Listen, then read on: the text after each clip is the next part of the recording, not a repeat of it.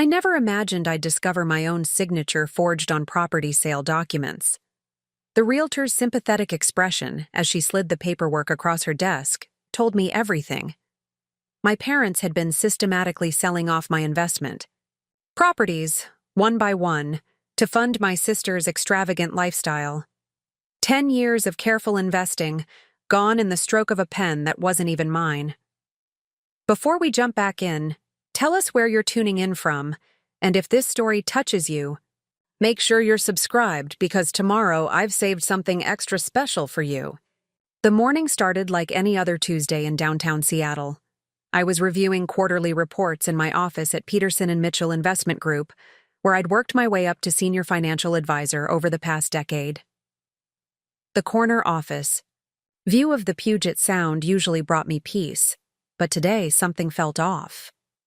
Maybe it was the unusual email from Sarah Harrison, a realtor I'd never worked with, requesting an urgent meeting about one of my properties. Ms. Mitchell wants to discuss some discrepancies in the recent sale of your Belltown apartment complex, her secretary had said when I called to confirm. Discrepancies?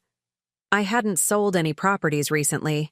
In fact, I'd been accumulating real estate steadily since my first investment at 23, when I used my entire inheritance from Grandma Rose to buy a small duplex. The memory of my grandmother brought a smile to my face. She had been different from the rest of my family, practical, business-minded, and fiercely independent. Alexandra, she'd told me on her deathbed, your sister Claire may have gotten the looks and your parents' attention, but you got my business sense. Use this money wisely. And I had, turning that initial $50,000 into a portfolio worth over $2 million through careful property investments. I arrived at Harrison Real Estate 15 minutes early, my laptop tucked under my arm containing spreadsheets, tracking every property transaction I'd ever made. The office was modern but welcoming, with floor-to-ceiling windows overlooking the city's bustling financial district. Sarah Harrison, a sharp-dressed woman in her 50s, greeted me with a handshake that felt almost apologetic. "Thank you for coming, Ms. Thompson," she began, gesturing to a chair. "I've been in real estate for 25 years, and this is one of the most difficult conversations I've ever had to initiate." She opened a leather portfolio and removed a stack of documents. "These are sales records for 6 properties registered under your name, all sold within the last 18 months. My blood ran cold. There must be some mistake. I haven't sold any properties. Sarah's expression tightened. That's what concerns me. The signatures on these documents match your legal signature perfectly. Too perfectly, actually. In my experience, even the same person's signature shows slight variations. These are identical, down to the last loop." She laid out the documents one by one. The Belltown complex, the Lake Union apartments, the Fremont duplex, the Queen Anne Victorian. I'd renovated myself. All sold, with my forged signature on every page. The proceeds, Sarah continued, pulling up digital records, were transferred to an account under the names of Robert and Margaret Thompson. My parents. The room started spinning. I gripped the arms of my chair, forcing myself to breathe slowly. Years of handling other people's financial crises had taught me to stay calm in the face of disaster. Who authorized these sales? Your parents presented power of attorney documentation, again with your signature. They claimed you were too busy with work to handle the transactions personally. Sarah paused, choosing her next words carefully. The buyers were all legitimate, but something felt wrong about the last sale. The paperwork was too perfect, the signatures too consistent. I did some digging and found the pattern. My phone buzzed, a text from Claire, my younger sister. "OMG, sis, just closed on my dream house in the Hamptons. Mom and Dad are the best, helping with the down payment. You should see the infinity pool." Attached was a photo of her posing in front of a mansion that had to be worth at least $5 million. The pieces clicked into place. The constant excuses about why I couldn't inspect my properties lately. Mom's insistence that I give them copies. of all my investment documents, just in case.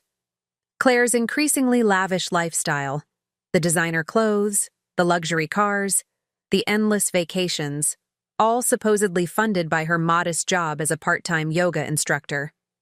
"There's something else," Sarah said, pulling out one final document. "They've listed your primary residence for sale. The closing is scheduled for next week. My Victorian townhouse, the one I'd bought in ruins and spent 3 years renovating. Myself, spending every weekend stripping wallpaper and refinishing hardwood floors. The home that represented everything I'd worked for. I want to help make this right," Sarah continued. "I've already contacted the police and have a forensic document specialist ready to examine the signatures, but you need to act quickly to stop the sale of your house." I stood up, my shock transforming into cold determination. "Thank you, Ms. Harrison. You've just saved me from losing everything." I gathered the documents with steady hands, my mind already formulating a plan.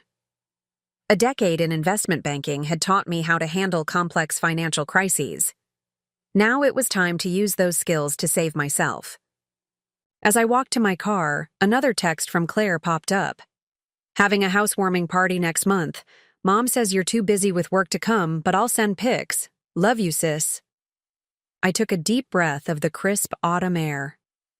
The Seattle skyline stretched before me, a testament to the empire I'd built from Grandma Rose's modest inheritance. An empire my own parents had nearly destroyed to maintain my sister's illusion of success. The time for being the quiet, responsible daughter was over. I had always followed the rules, made smart choices, lived within my means. But now it was time to fight back. And thanks to Sarah Harrison's integrity, I had all the evidence I needed to do just that. Little did my family know, they had just awakened something in me that would change all our lives forever. The dutiful daughter they'd taken for granted was about to show them exactly what she was capable of when pushed too far. The next morning, I arrived at Peterson and Mitchell an hour earlier than usual. My corner office, usually a source of pride, now served as a war room. I had spent the night analyzing every document Sarah Harrison had provided, creating a detailed timeline of the property sales, and consulting with Marcus Chen, my firm's top legal advisor, via encrypted email. "Your parents executed this systematically," Marcus noted during our early morning video call. His normally jovial face was serious as he reviewed the documents. "They started with your smaller properties first, testing the waters. When those sales went through without issue, they moved on to the larger investments. Classic confidence scheme escalation." I nodded, taking another sip of my third coffee. They knew exactly what they were doing. Mom and Dad have watched me build this portfolio for years. They knew which properties were most valuable, which had the most equity. The betrayal felt like a physical weight on my chest, but I forced myself to focus on the facts, not the emotions. "The good news," Marcus continued, "is that Sarah Harrison's discovery comes just in time. We can stop the sale of your primary residence. The bad news? Recovering the other properties will be complicated. The buyers were legitimate, and they're now legally occupied. What about criminal charges?" Marcus leaned back in his chair, his office's Manhattan skyline visible behind him. "Forgery, fraud, theft by deception. We have enough evidence. For multiple felony charges. But Alexandra, are you prepared for what that means? Your parents could face serious prison time." The question hit me hard. Despite everything, some part of me still remembered weekends spent helping Dad restore classic cars, Mom teaching me to balance a checkbook at the kitchen table. But then I remembered something else. The day I closed? On my first major property, a 16-unit apartment complex. I'd called my parents, excited to share the news. "That's nice, dear," Mom had said distractedly. "But did you hear about Claire? She just got cast in a local commercial. We're all going out to celebrate. You're welcome to join us." But we know you're probably too busy with work. I had been too busy building something meaningful while they fawned over Claire's every minor achievement. Now they had tried to destroy everything I'd built to maintain her lifestyle of illusions. Schedule the emergency injunction? For my house, I told Marcus. And prepare the criminal complaints. But don't file anything yet. I want to give them one chance to explain themselves. After ending the call, I opened my laptop and began executing my plan. First, I contacted every bank and financial institution connected to my accounts, implementing maximum security protocols. Next, I called in a favor from James Wong at the Property Records Office, requesting urgent flags on any transactions involving my remaining assets. By noon, I had secured my immediate financial future, but the hardest part was still to come. I picked up my phone and typed out a message to my family's group chat. Family dinner at my house tonight. 7 p.m., non-negotiable. The responses came quickly. Claire. Can't tonight, sis. Meeting with a potential sponsor for my wellness brand? Mom. Sweetheart, it's so last minute. Your father and I have plans. Dad. We can do next week instead. I took a deep breath and sent one more message. Either you all come tonight, or the next time we meet we'll be in court with our respective lawyers. Your choice. The chat went silent for 3 full minutes before Mom replied, We'll be there. I spent the afternoon preparing, not for dinner, but for battle. I organized copies of all the fraudulent documents, bank records showing the transfer of funds, and photos of Claire's social media posts flaunting her expensive purchases. I even ordered dinner from our family's favorite Italian restaurant, a final courtesy before I shattered our facade of family harmony. Sarah Harrison called around 4. The forensic document specialist confirmed what we suspected. The signatures were digitally copied and pasted. They didn't even try to vary them slightly. Thank you, Sarah. I owe you more than I can say. You don't owe me anything. I've seen too many people lose everything to family fraud. I couldn't let it happen again. Not when I had the power to stop it. As I ended the call, I realized something profound. Sarah Harrison, a stranger, had shown me more respect and consideration than my own family had in years. She had risked a major commission to do the right thing, while my parents had betrayed every trust for the sake of maintaining Claire's artificial lifestyle. At 6:30, I stood in my kitchen, surrounded by the evidence of my family's betrayal. The home I had lovingly restored now felt different. Not tainted exactly, but transformed. These walls had witnessed my transformation from a dutiful daughter quietly building her future into someone ready to fight for what was hers. My phone buzzed with a text from Marcus. Injunction granted. Your house is secure. Remember, you're negotiating from a position of strength. Don't let emotion cloud your judgment. I walked through each room, touching the wainscoting I had. Carefully restored, the hardwood floors I had refinished by hand. This house represented more than just property. It was physical proof that success comes from hard work, smart choices, and believing in yourself when no one else does. The doorbell rang at exactly 7. Through the beveled glass of my front door, I could see their distorted figures. Mom's perfect posture, Dad's broad shoulders, Claire's fashionable silhouette. One last deep breath, and I opened the door to face my family. Not as their dutiful daughter and sister, but as someone they had gravely underestimated. The time for being understanding was over. Tonight, they would learn exactly what happens when you mistake kindness for weakness. Preparing and narrating this story took us a lot of time, so if you are enjoying it, subscribe to our channel. It means a lot to us. Now back to the story. The aroma of garlic and fresh basil from Giovanni's lasagna filled my dining room, a cruel parody of countless family dinners past. My mother swept in first, perfectly coiffed as always, carrying a bottle of expensive champagne. Alexandra, darling, we brought your favorite. We should celebrate more often as a family. I watched her place the bottle on my restored mahogany sideboard, the same sideboard they had tried to sell out from under me. Dad followed, his usual confident stride slightly hesitant. Claire sauntered in last, tapping away on her phone, designer handbag swinging from her elbow. "Sorry I'm late," Claire announced without looking up. "My realtor kept calling about some paperwork for the new house. So annoying, right?" She finally glanced around, taking in the formal place settings and the stack of documents at my seat. "Why so serious, sis? You're not dying, are you?" "No, Claire, I'm not dying." I gestured to the seats. "Please sit down. We have a lot to discuss." They settled into their chairs, my mother already reaching for the wine. I remained standing, drawing strength from the position of authority. "Before we eat, I had an interesting meeting today. Sarah Harrison from Harrison Real Estate. Does that name mean anything to you?" The subtle shift in my parents' expressions told me everything. Dad's hand tightened on his water glass. Mom's perfect smile flickered for just a moment. Only Claire remained oblivious, scrolling through her phone under the table.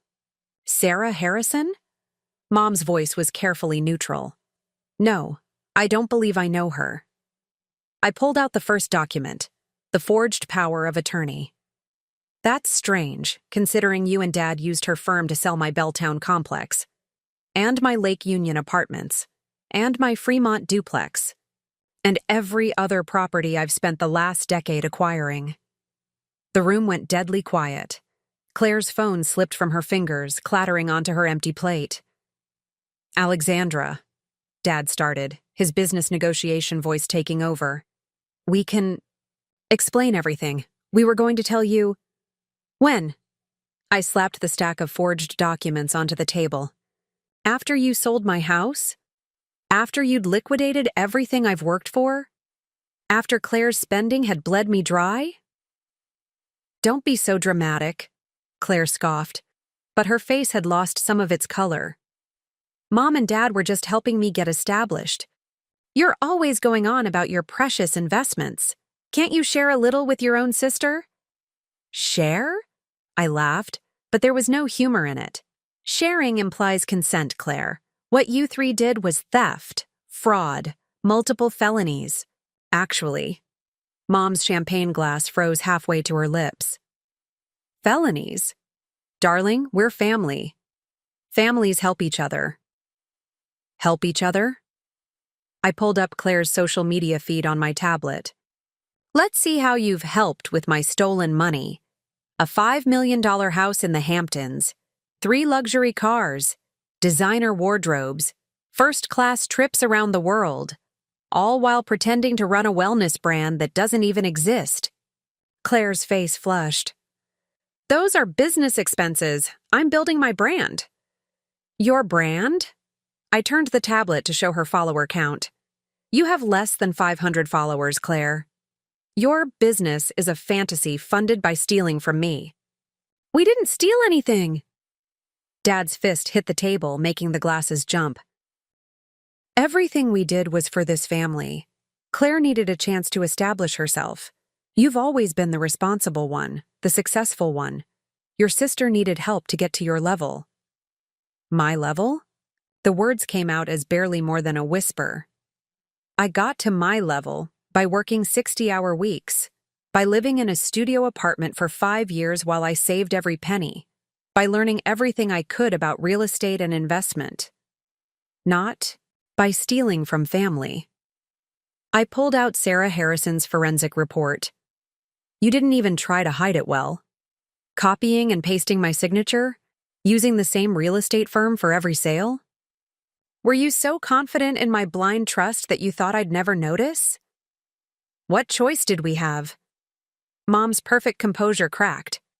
"Claire needed that house, the right address, the right lifestyle. It's everything in her circles. We couldn't let her fall behind." "Fall behind what, Mom? Reality?" I turned to my sister. "Claire, what exactly do you think is going to happen now? The house you can't afford? The cars you can't maintain? The lifestyle built on fraud? It's over."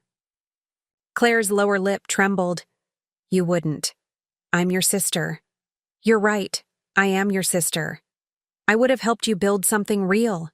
If you'd asked, I would have taught you everything I know about investing, about building genuine wealth. Instead, you let our parents commit felonies to maintain your Instagram fantasy. I pulled out one final document, Marcus's preliminary criminal complaint. Here's what's going to happen. First, Claire will put her house on the market. All proceeds will go toward repaying what you stole from me. The cars, the designer clothes, everything of value will be liquidated. You can't do this, Dad started, but I cut him off. I can and I will. Either you agree to my terms or I file criminal charges tomorrow morning. Sarah Harrison's evidence is ironclad. How do you think your country club friends will react to seeing your mugshots on the evening news? The silence that followed was deafening.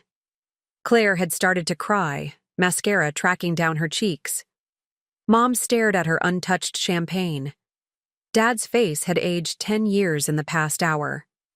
I'll give you until tomorrow morning to decide, I said, standing up.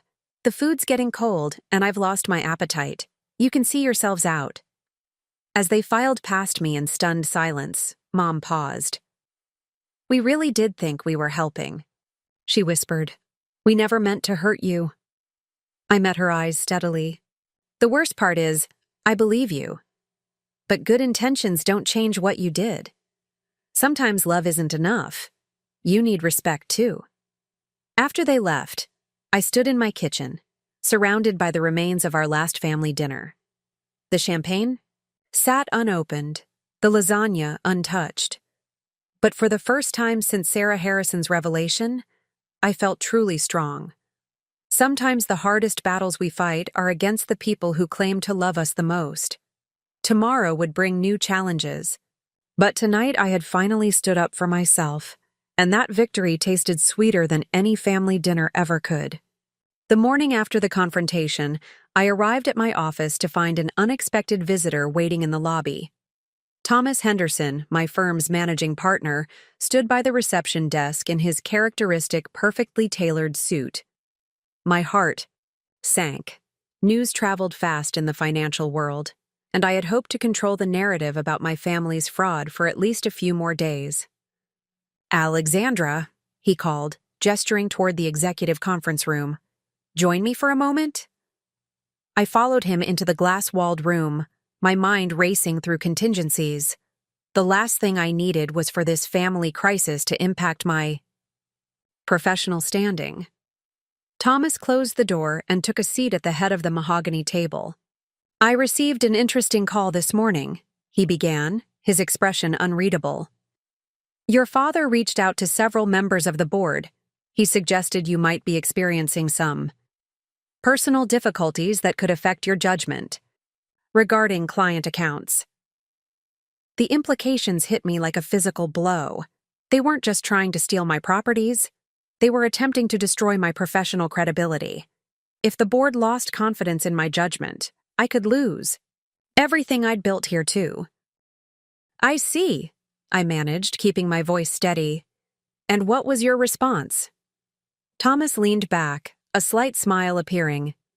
I reminded Robert Thompson that I've known you for 10 years, that I've watched you build one of the most successful client portfolios in our firm's history, that your judgment and integrity are beyond reproach. He paused. I also reminded him that attempting to interfere with a financial advisor's professional standing could be considered defamation. Relief flooded through me. Thank you, Thomas. I appreciate your support. Don't thank me yet. He pulled out a folder. Sarah Harrison contacted me yesterday. She's not just a realtor. She sits on our board of directors. She filled me in on your situation, and we'd like to help.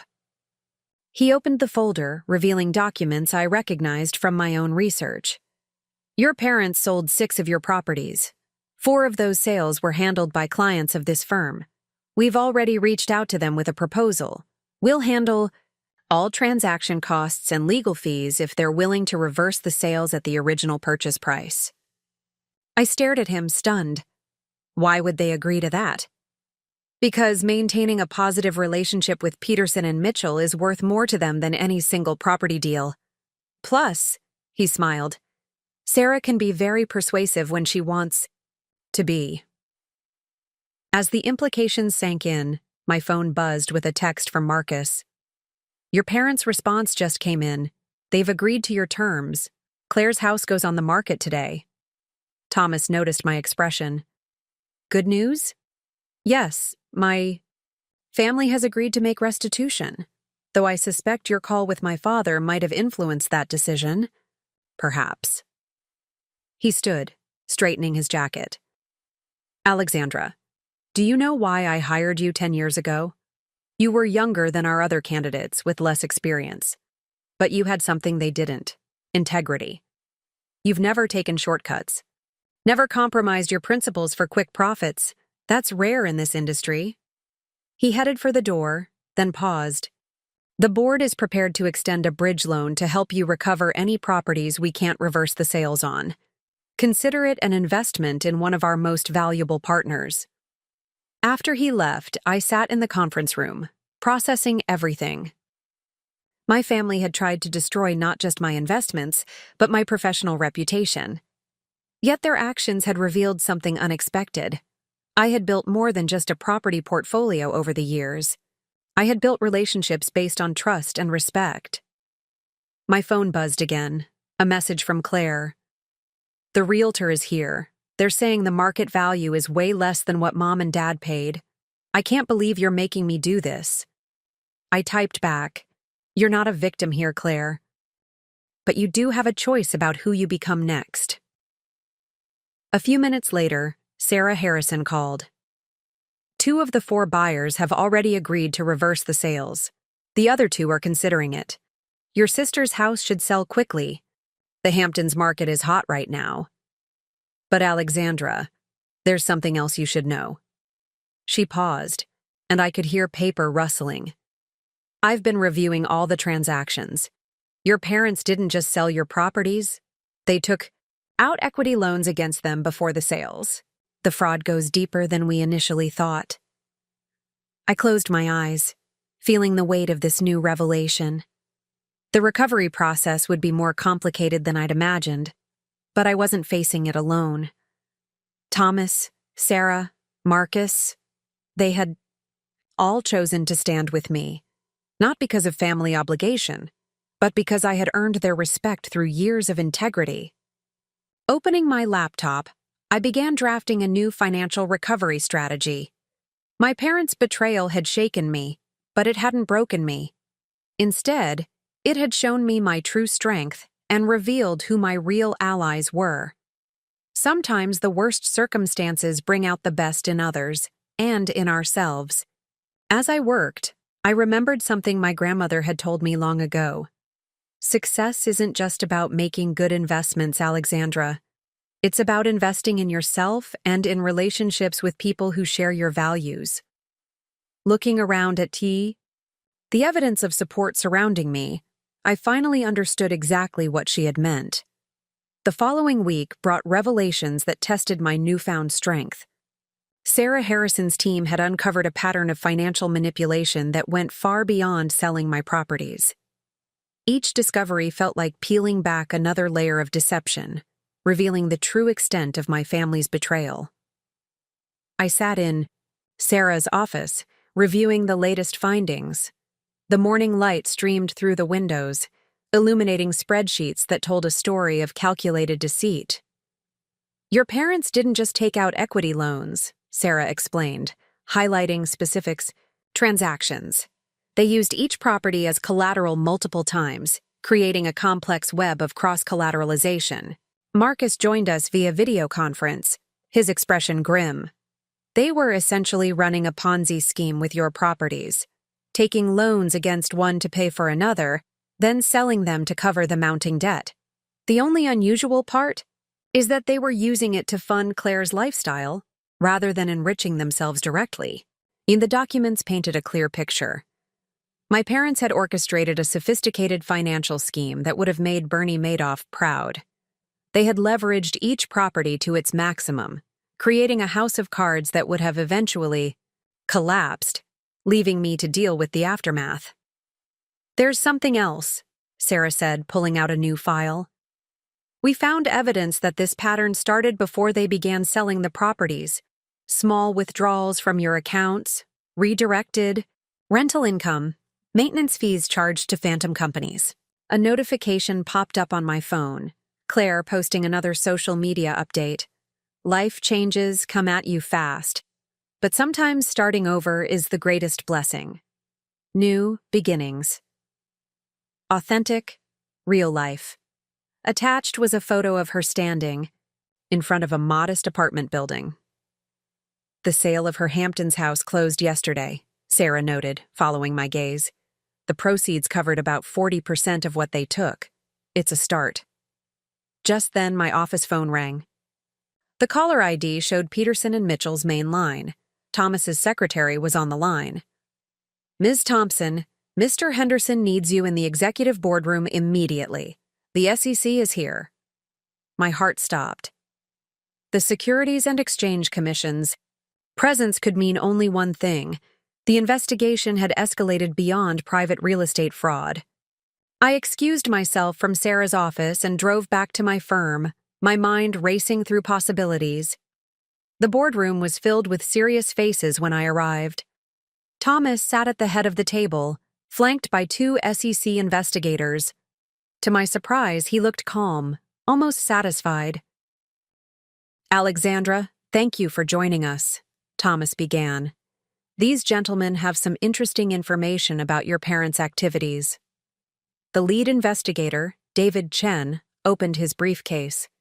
Ms. Thompson, in investigating your parents' real estate fraud, we uncovered evidence of a larger scheme.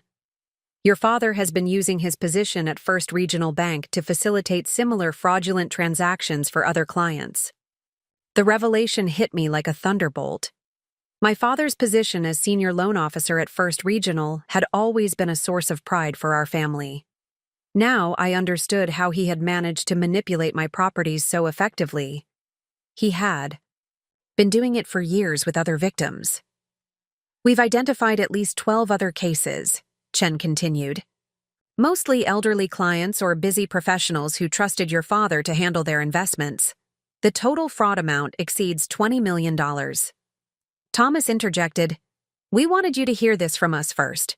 The story will break in tomorrow's financial papers. First Regional is already cooperating with the investigation." I sat there, absorbing the magnitude of what I was hearing. My father hadn't just betrayed me. He had betrayed everything his career stood for. Every principle of financial trust and responsibility had been violated to maintain the facade of our family's perfect image. My phone buzzed again. A text from Claire. "Did you know about Dad? The FBI just left my apartment. They're saying he could go to prison. This is all your fault." I showed the message to the investigators. Chen nodded sympathetically. "Your sister's social media posts actually helped us track the money flow. Every time she posted about a major purchase, we could trace it back to a fraudulent transaction." "What happens now?" I asked, my voice steady despite the turmoil inside. "Your father will likely face federal charges," Chen explained. "Your mother's involvement is still under investigation. As for your sister, it depends on whether we can prove she knowingly participated in the fraud." Thomas placed a hand on my shoulder. "Alexandra, the firm wants you to know that your position here is secure.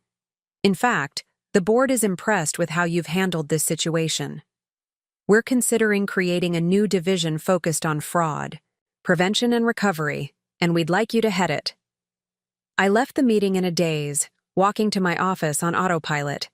On my desk, I found a handwritten note from my mother. "We only wanted to give Claire the life she deserved. Please understand."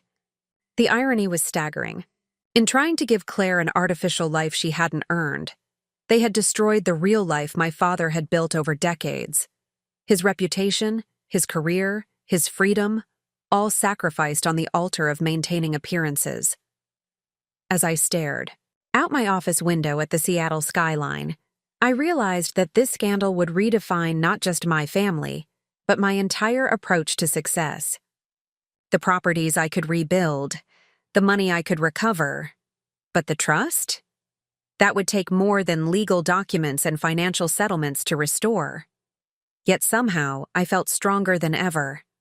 Every revelation, every betrayal had stripped away illusions and shown me the power of genuine achievement. In trying to tear down what I'd built, my family had inadvertently revealed just how solid my foundation really was. The morning the story broke, Seattle's financial district buzzed with nervous energy. First Regional Bank senior executive charged in multi-million-dollar fraud scheme dominated the headlines of every major financial publication. My father's corporate headshot stared back at me from the Wall Street Journal's website, his confident smile now seeming more sinister than trustworthy. I had barely settled into my office when Catherine Wong, our firm's head of public relations, appeared at my door. "The press is requesting statements from you," she said, closing the door behind her. "We've already received calls from Bloomberg, Reuters, and every local network. They're particularly interested in the family angle." "Of course they are," I replied, scanning the growing list of email interview requests. "Nothing sells like a story of family betrayal." Catherine sat down, her expression sympathetic but professional. "Thomas and the board think we should get ahead of this. Your story isn't just about fraud, it's about integrity, about choosing to do the right thing even when it costs you everything. We'd like you to give one exclusive interview. Control the narrative." She slid a folder across my desk. Inside was a preliminary press release announcing Peterson and Mitchell's new financial integrity division, with me as executive director. The position would focus on developing fraud prevention strategies and helping other victims of financial exploitation recover their assets. "The board is fast-tracking the announcement," Catherine explained. "We want the public to see that our response to internal fraud is to become part of the solution." Before I could respond, my phone lit up with a text from Claire. "Turn on Channel 8 now." I grabbed the remote for my office TV, and there she was, my sister, standing outside her new apartment building, speaking to a reporter. My heart stopped as I read the ticker. "Whistleblower's daughter speaks out against family fraud." I had no idea what my parents were doing, Claire was saying, tears glistening in her expertly made-up eyes. When my sister discovered the truth and confronted us, it was like waking up from a dream. I've spent my whole life trying to create this perfect image, but it was all built on lies. Now I'm learning to live authentically, to earn things for myself instead of just expecting them to be handed to me. Catherine and I watched in stunned silence as Claire continued. "I'm starting over completely, selling everything, moving into a normal apartment, looking for a real job.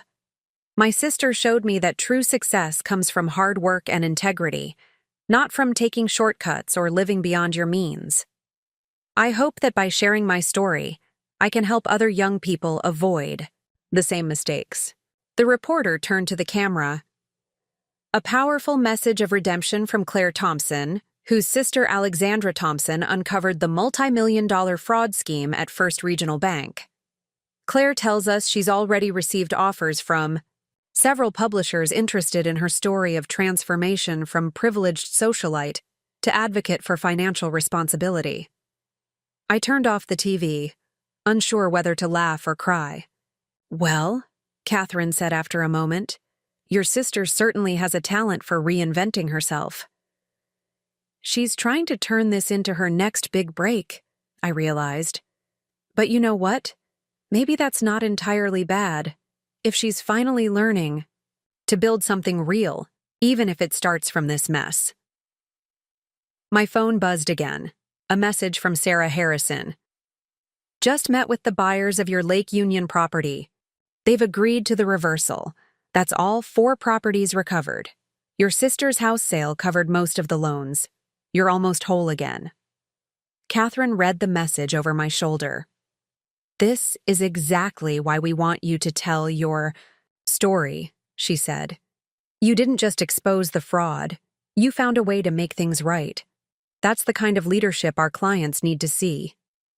Just then, Marcus's name flashed on my phone. "Alexandra," he said when I answered.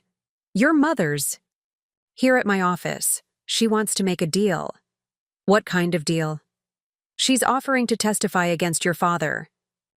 Says she can prove he was running similar schemes at other banks before First Regional. In exchange, she wants immunity and—" He paused. "She wants to talk to you." I thought about my mother, about all the times she had dismissed my achievements in favor of Claire's latest whim. But I also remembered the young woman who had taught me to balance a checkbook, who had worked 2 jobs to put herself through college before marrying my father. "Send her up to the office," I told Catherine after ending the call. "If she wants to talk, let's talk." As I waited, I looked out at the Seattle skyline. The same view that had witnessed my discovery of the fraud now seemed to hold new possibility. In trying to destroy what I'd built, my family had inadvertently helped me build something even stronger, a platform to help others protect themselves from similar betrayals. The media storm would pass. Claire would find her way, whether through genuine change or just another carefully crafted image. My father would face the consequences of his actions, and my mother— Well, that story wasn't finished yet. But I had learned something valuable through all of this. Sometimes the worst betrayals lead us to our greatest purpose.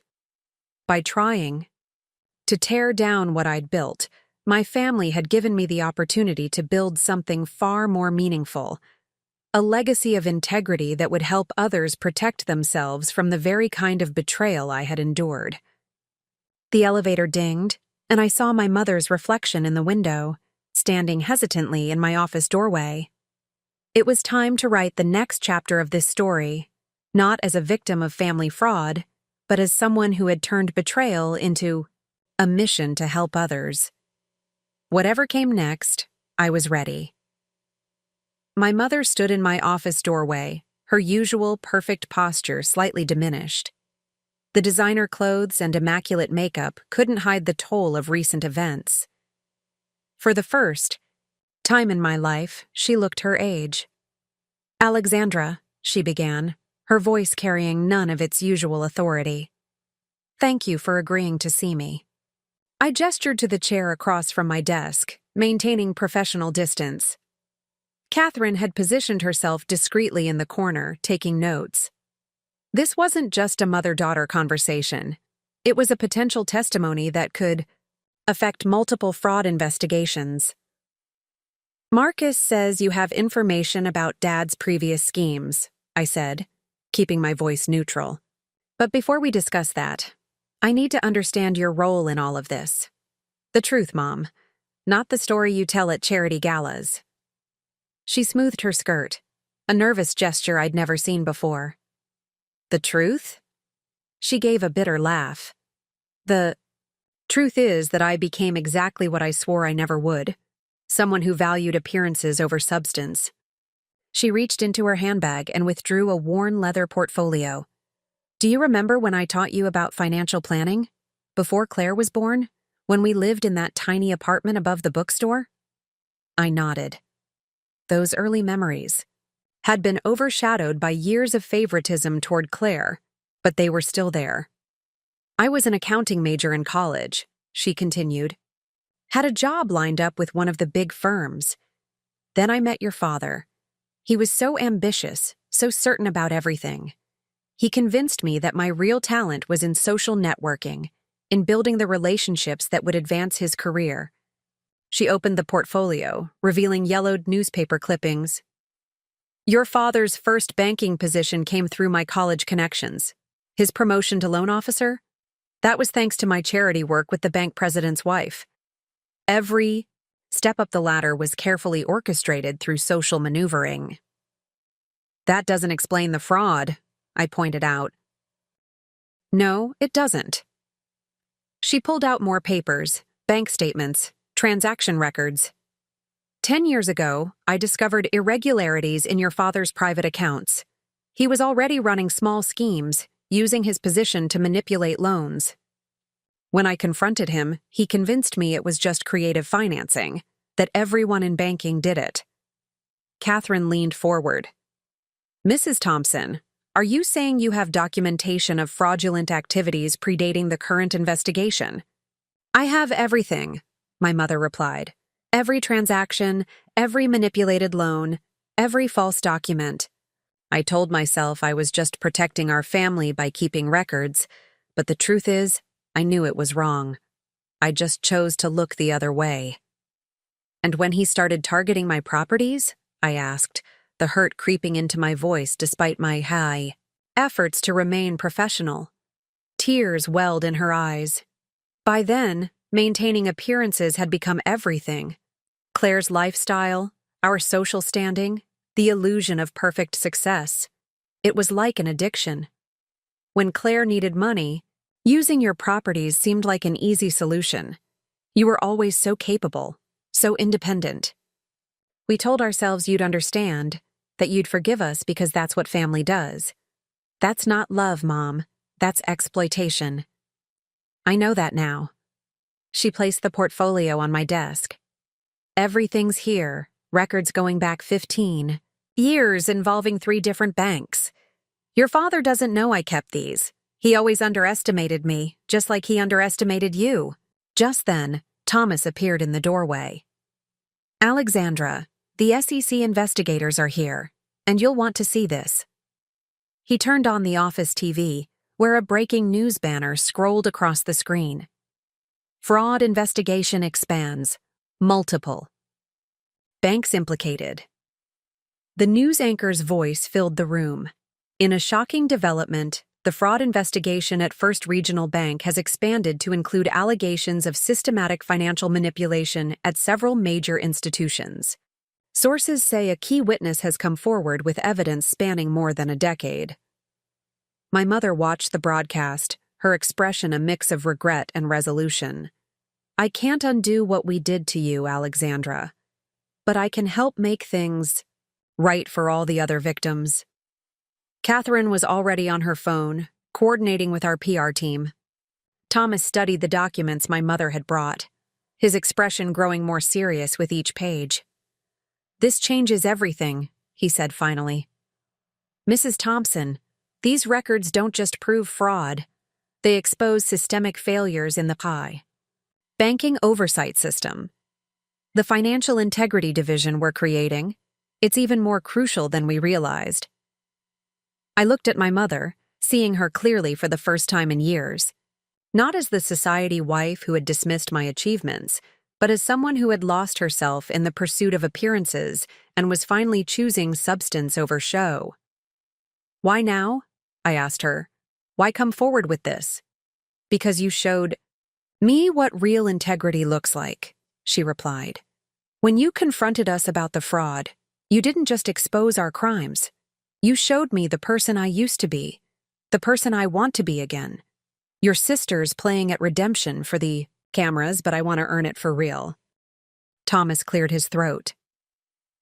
Alexandra, the press conference announcing the Financial Integrity Division is scheduled for tomorrow.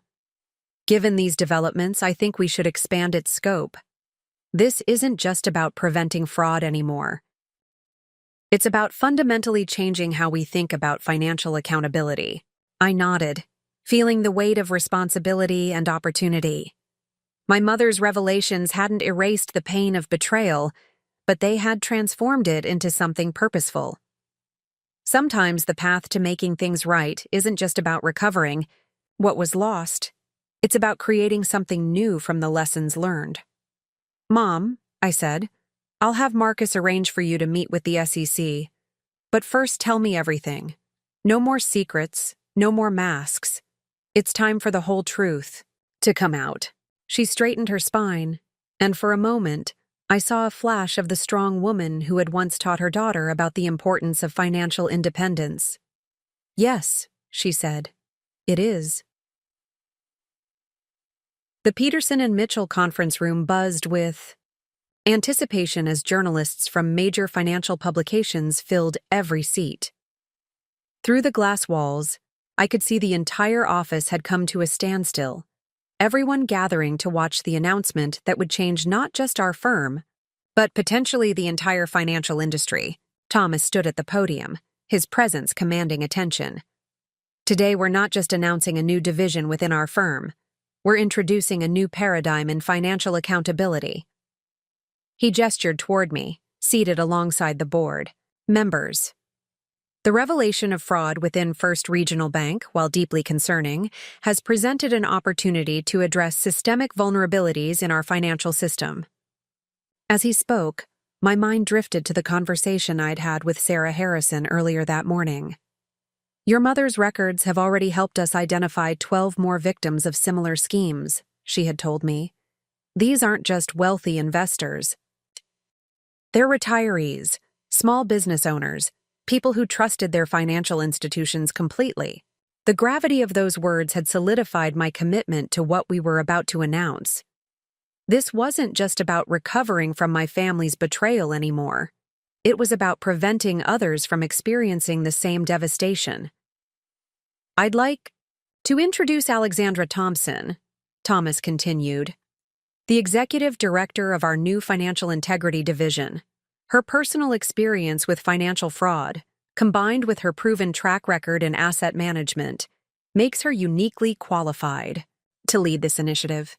Taking the podium, I surveyed the room filled with reporters, cameras, and industry leaders. Financial fraud isn't just about numbers on a spreadsheet, I began. It's about broken trust, shattered dreams, and stolen futures. But it's also about opportunity, the opportunity to build something better from the ashes of betrayal. I outlined our three-pillar approach: prevention through enhanced oversight protocols, detection using advanced analytics, and recovery strategies that prioritized making victims whole. The reporters' fingers flew across their keyboards as I detailed how my own experience had shaped each aspect of the program. Ms. Thompson, a Bloomberg reporter called out during the Q&A, your sister has been very public about her journey toward redemption. Has your family's involvement in this scandal influenced the division's approach to rehabilitation? I paused, choosing my words carefully. Redemption isn't about public statements or dramatic gestures. It's about consistent actions that demonstrate genuine change. Our program will include education and rehabilitation components, but they'll be measured by concrete results, not public perception. As if on cue, my phone vibrated with a message from Claire. Saw you on the financial news live stream. I know you think I'm just doing this for attention, but I've started taking online courses in financial management. Maybe someday I can help. Others avoid my mistakes. The press conference continued, but the real impact became clear in the days that followed. Our announcement triggered a wave of internal audits across the banking industry. Other firms began developing their own integrity initiatives. My mother's documentation had exposed vulnerabilities that no one could ignore. A week later, I sat in my new office, a larger space befitting my expanded role, reviewing applications for the division's first round of hires.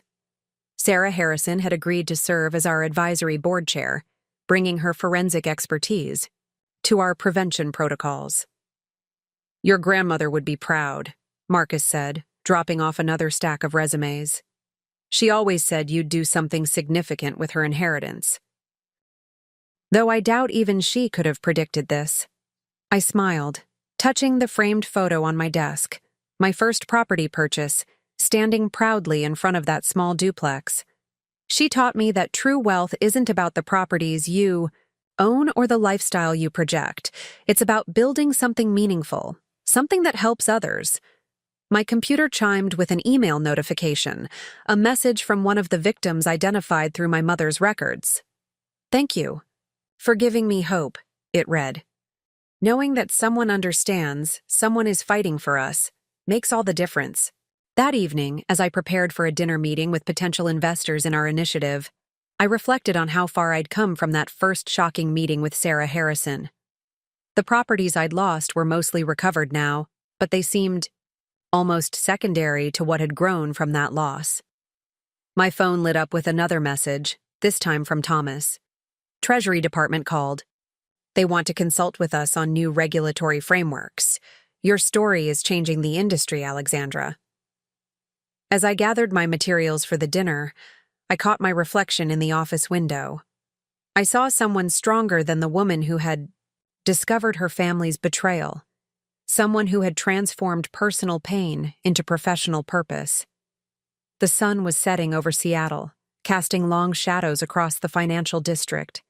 Somewhere in those buildings, other Alexandra Thompsons were perhaps discovering their own betrayals, facing their own crises of trust, but now they wouldn't have to face them alone. I had learned that sometimes the greatest achievements come not from avoiding betrayal, but from what we choose to build from its ruins. My family had tried to tear down everything I'd built, but in doing so, they had inadvertently helped me build something far more valuable, a legacy that would help others protect everything they'd worked for.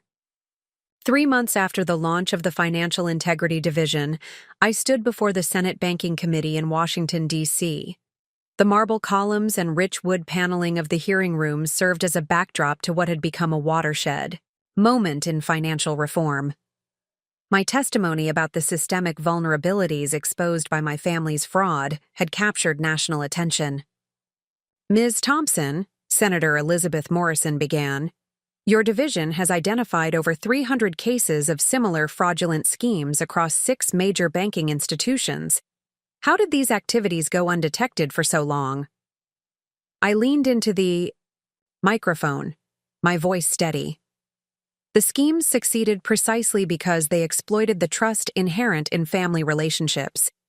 The perpetrators counted on victims' reluctance to question or investigate transactions initiated by family members.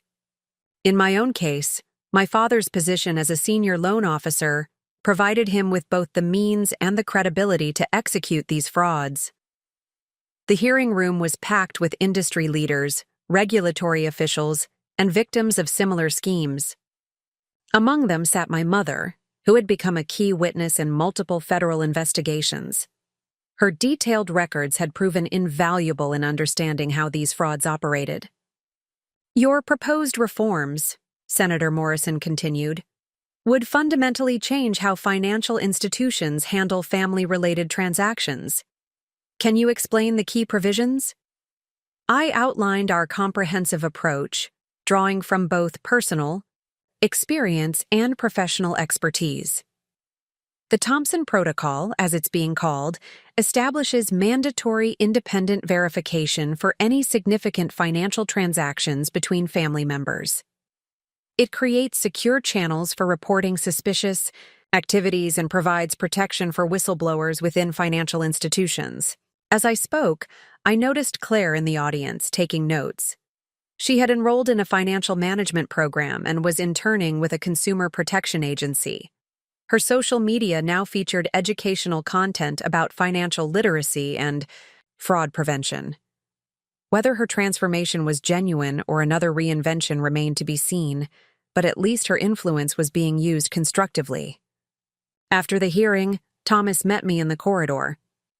"The Treasury Department is fast-tracking implementation of your protocols," he reported.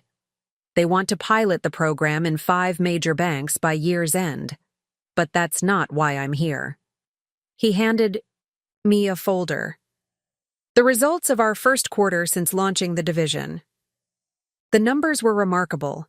Our team had helped recover over $50 million in fraudulent transactions. More importantly, our prevention protocols had flagged and stopped potential frauds worth nearly twice that amount. The ripple effect of our work was spreading throughout the industry. Back in my hotel room that evening, I received an unexpected email from one of my father's former colleagues at First Regional. "Your testimony today made me realize I've been turning a blind eye to similar situations in my department," he wrote. "I've scheduled a meeting with our compliance team tomorrow. Your courage in coming forward has inspired others to take action." My phone rang. It was Sarah Harrison. "The last property has been recovered," she announced. "The buyers not only agreed to reverse the sale, but want to implement our protection protocols in their own real estate firm. Your story is changing more than just the banking industry." I walked to the window, looking out at the Capitol dome illuminated against the night sky. The view reminded me of countless evenings spent in my Seattle office, building my property. Portfolio 1, careful investment at a time. Those properties had represented security, independence, proof that success could be earned through diligence and integrity. Now they represented something more, the foundation for a larger mission. Every property recovered, every fraud prevented, every life protected from betrayal added another brick to this new edifice we were building. A text message lit up my phone. Claire again. Just finished my first financial literacy workshop. 20 people attended. Small start, but it's something real for once. Thanks for showing me what that looks like. The next morning, before flying back to Seattle, I had breakfast with my mother. She looked different now, more like the woman who had once taught me about financial responsibility, less like the society wife who had lost her way. I met with another victim support group yesterday, she told me, stirring her coffee. Sharing my story, helping them understand the warning signs. It doesn't make up for what I did, but it feels like the right way to spend my remaining years.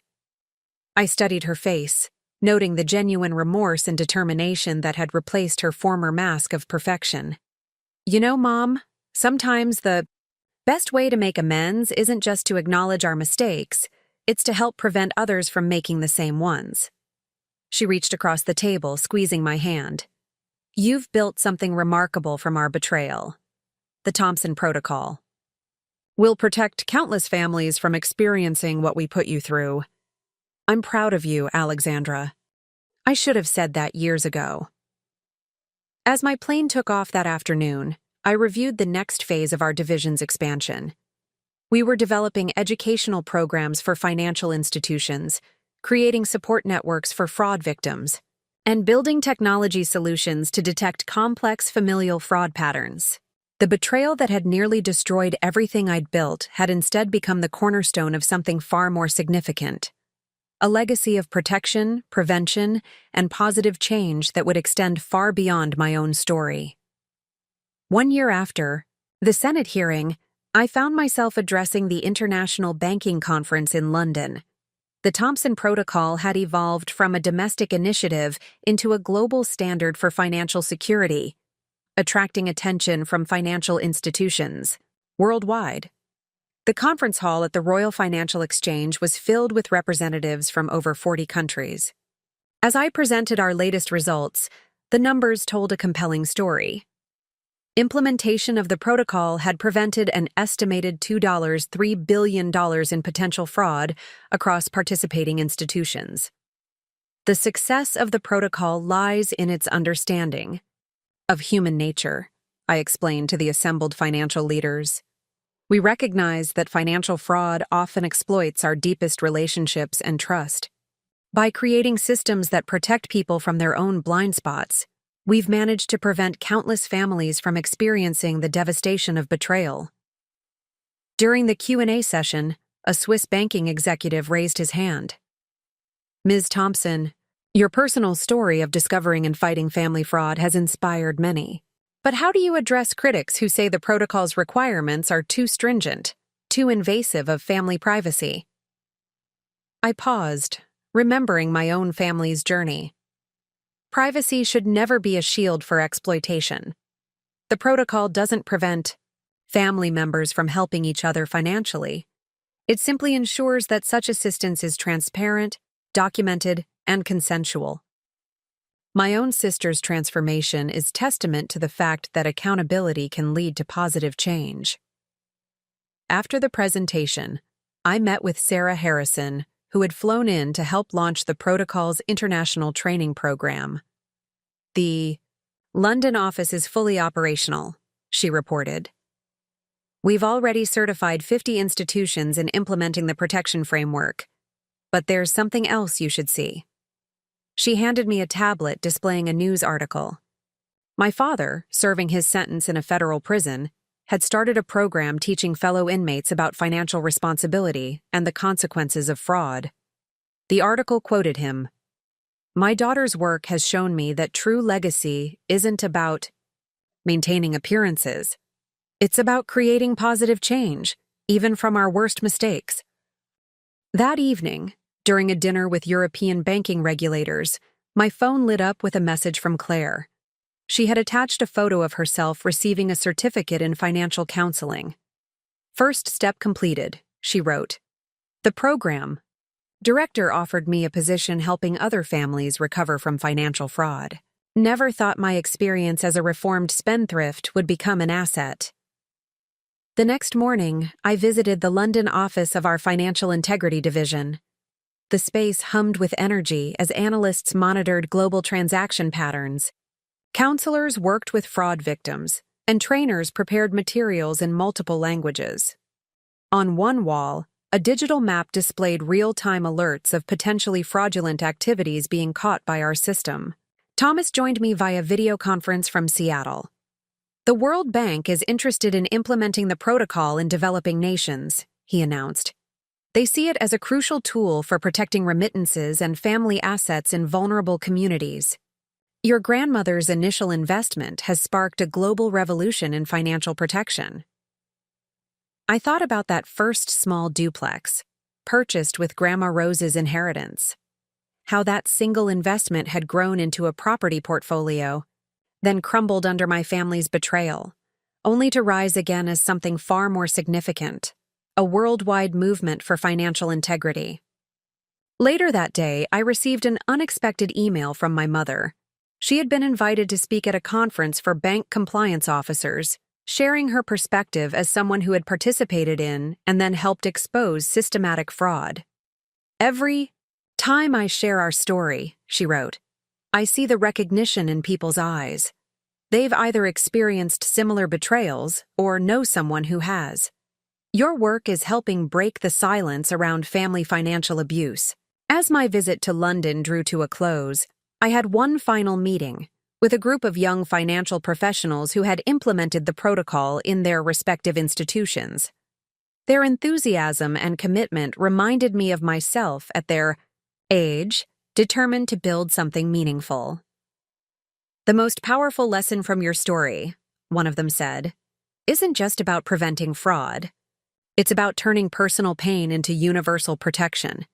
You've shown us that our worst experiences can become the foundation for positive change."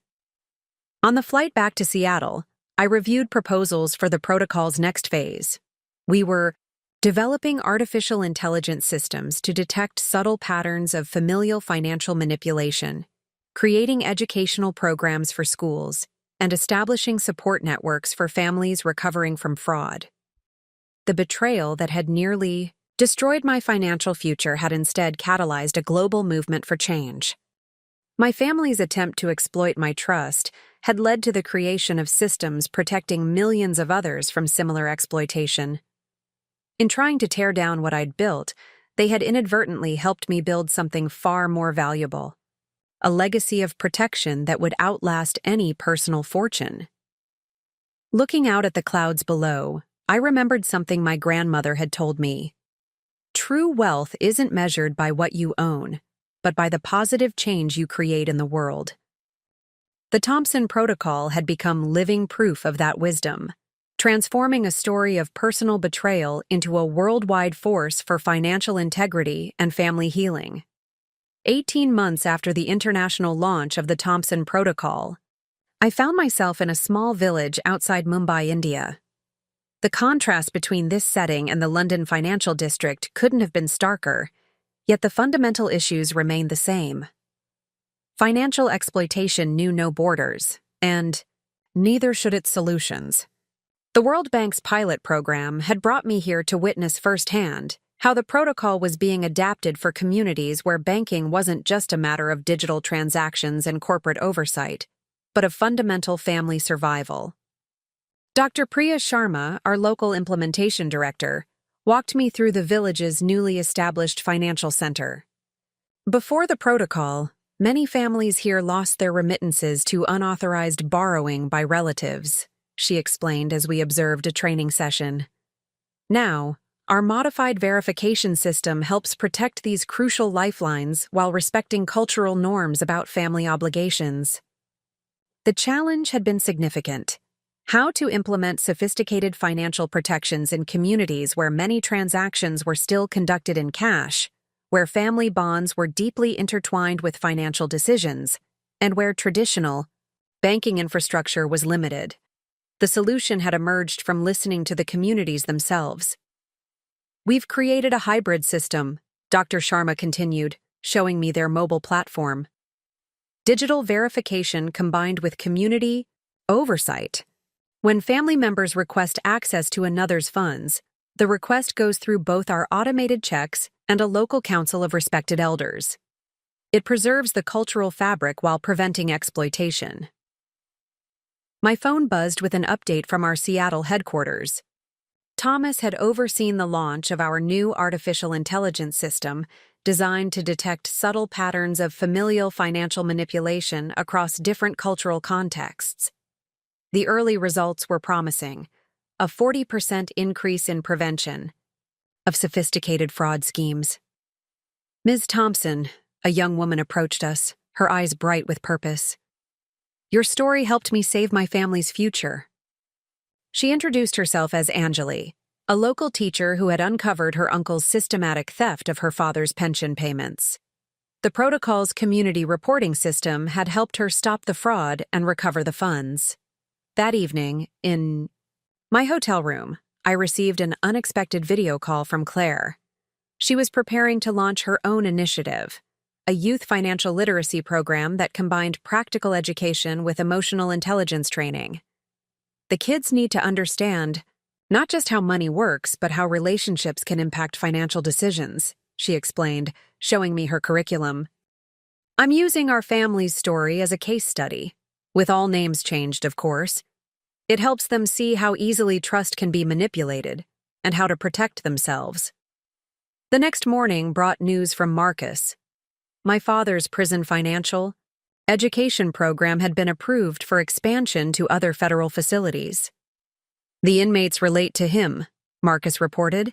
"They see someone who had everything and lost it all through poor choices. His cautionary tale is powerful precisely because he's living it." As I prepared to leave India, Dr. Sharma shared their latest impact metrics. The protocol had helped protect over $50 million in remittances across rural communities in just 6 months. More importantly, it had sparked conversations about financial responsibility and family dynamics that had previously been taboo. Back in my Seattle office, I found Sarah Harrison waiting with an intriguing proposal. "We've been approached by several educational technology companies," she said. "They want to create virtual reality simulations based on real fraud cases. Imagine being able to show people exactly how these schemes develop, how to spot the warning signs, all in a safe, controlled environment." The idea resonated with my own journey. How different might things have been if I'd had tools to recognize the warning signs in my own family's behavior? The educational potential was enormous.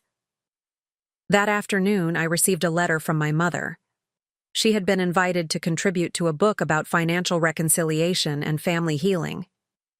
"Each time I share our story," she wrote, "I see others finding the courage to examine their own family dynamics. Your work has created space for these crucial conversations." As I reviewed the global expansion plans for our division, I reflected on how far we'd come from that first shocking discovery of my family's betrayal. The protocol had evolved from a simple set of protection measures into a comprehensive framework for financial integrity, cultural sensitivity, and family healing. My phone chimed with a message from one of our international directors. "Protocol just prevented major fraud attempt in Singapore. Family-owned business saved from collapse. Estimated impact: 3,000 jobs protected." These notifications had become regular occurrences, each one representing a family spared the pain I had experienced. Looking out at the Seattle skyline, I remembered the properties I had lost and recovered. They had seemed so important then, and they were. But they had also been stepping stones to something far more valuable. A global movement that was reshaping how families approached financial relationships. The betrayal that had nearly destroyed my future had instead become a catalyst for worldwide change. In trying to exploit my trust, my family had inadvertently helped create systems that now protected millions from similar exploitation. It was proof that sometimes our worst experiences could lead to our greatest contributions to the world. The Virtual Reality Development Lab at Peterson and Mitchell's Seattle headquarters represented our boldest initiative yet.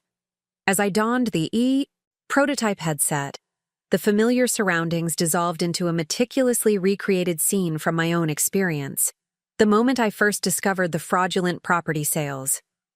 The simulation tracks user responses to subtle warning signs, explained Dr. James Chen, our head of educational technology. We've incorporated psychological insights about why people often overlook red flags when family members are involved. The goal is to build emotional intelligence alongside financial literacy. The project, codenamed Trust Lens, had evolved far beyond our initial concept. Rather than simply recreating fraud scenarios, it now offered immersive experiences that helped users understand the complex emotional dynamics that enabled financial exploitation. Sarah Harrison, observing from the control station, noted the engagement metrics. Early testing shows a 90% increase in awareness of familial fraud indicators after just one session. Users report feeling more confident in their ability to recognize manipulation attempts.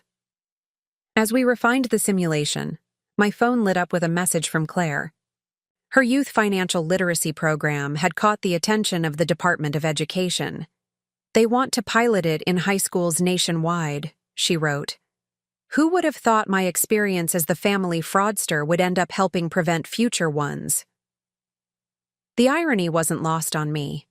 Claire's intimate understanding of financial manipulation, combined with her genuine remorse and determination to change, had made her program uniquely effective. Her curriculum didn't just teach budgeting and investment. It addressed the emotional and social pressures that often led to financial misconduct. That afternoon, I received an unexpected visitor. Marcus escorted Thomas Rivera into my office, a distinguished-looking man I recognized as the CEO of First Regional Bank, where my father's fraud scheme had originated. "Ms. Thompson," he began, settling into a chair, "your work has transformed not just how we handle family-related transactions, but our entire approach to institutional integrity. We'd like to take it further." He placed a proposal on my desk. "We want to establish the Thompson Institute for Financial Ethics within the bank." The proposal outlined a comprehensive research and training center dedicated to understanding and preventing financial exploitation in all its forms. It would combine academic research, practical training, and real-world implementation of protective measures. "Your father's actions nearly destroyed our bank's reputation," Rivera continued. "But your response, turning that betrayal into a force for positive change, has shown us a better path forward. We want to be part of that transformation." As I reviewed the proposal, my computer chimed with an urgent message from our Mumbai office. Dr. Sharma's team had just prevented a massive fraud attempt involving a network of family-owned businesses. The protocol's AI system had detected subtle patterns of manipulation that might have gone unnoticed just months ago. "The perpetrators used techniques similar to what your father employed," Dr. Sharma reported via video conference. "But thanks to your experiences, we knew exactly what to look for. 17 families' livelihoods were saved today." Later that evening, I met with my mother at our old family home, now transformed into a counseling center for fraud victims and their families. She had been instrumental in establishing support programs that addressed both the financial and emotional aftermath of betrayal. "I spoke with your father yesterday," she said as we walked through the renovated space. "The prison financial education program has expanded to 20 facilities. He says helping others understand the consequences of their actions has given him a purpose he never found in manipulation and fraud." The center's walls displayed success stories, photographs, and testimonials from families who had either prevented fraud through our programs or recovered from it with our help. Each story represented a ripple effect from my own experience, touching lives in ways I never could have imagined when I first discovered my family's betrayal. A notification popped up on my phone. The Trust Lens project had just received major funding from an international consortium of financial institutions. They saw it as a crucial tool for training their staff and educating their clients about the complexities of financial relationships. "We're not just preventing fraud anymore," Sarah observed, reviewing the latest global impact reports.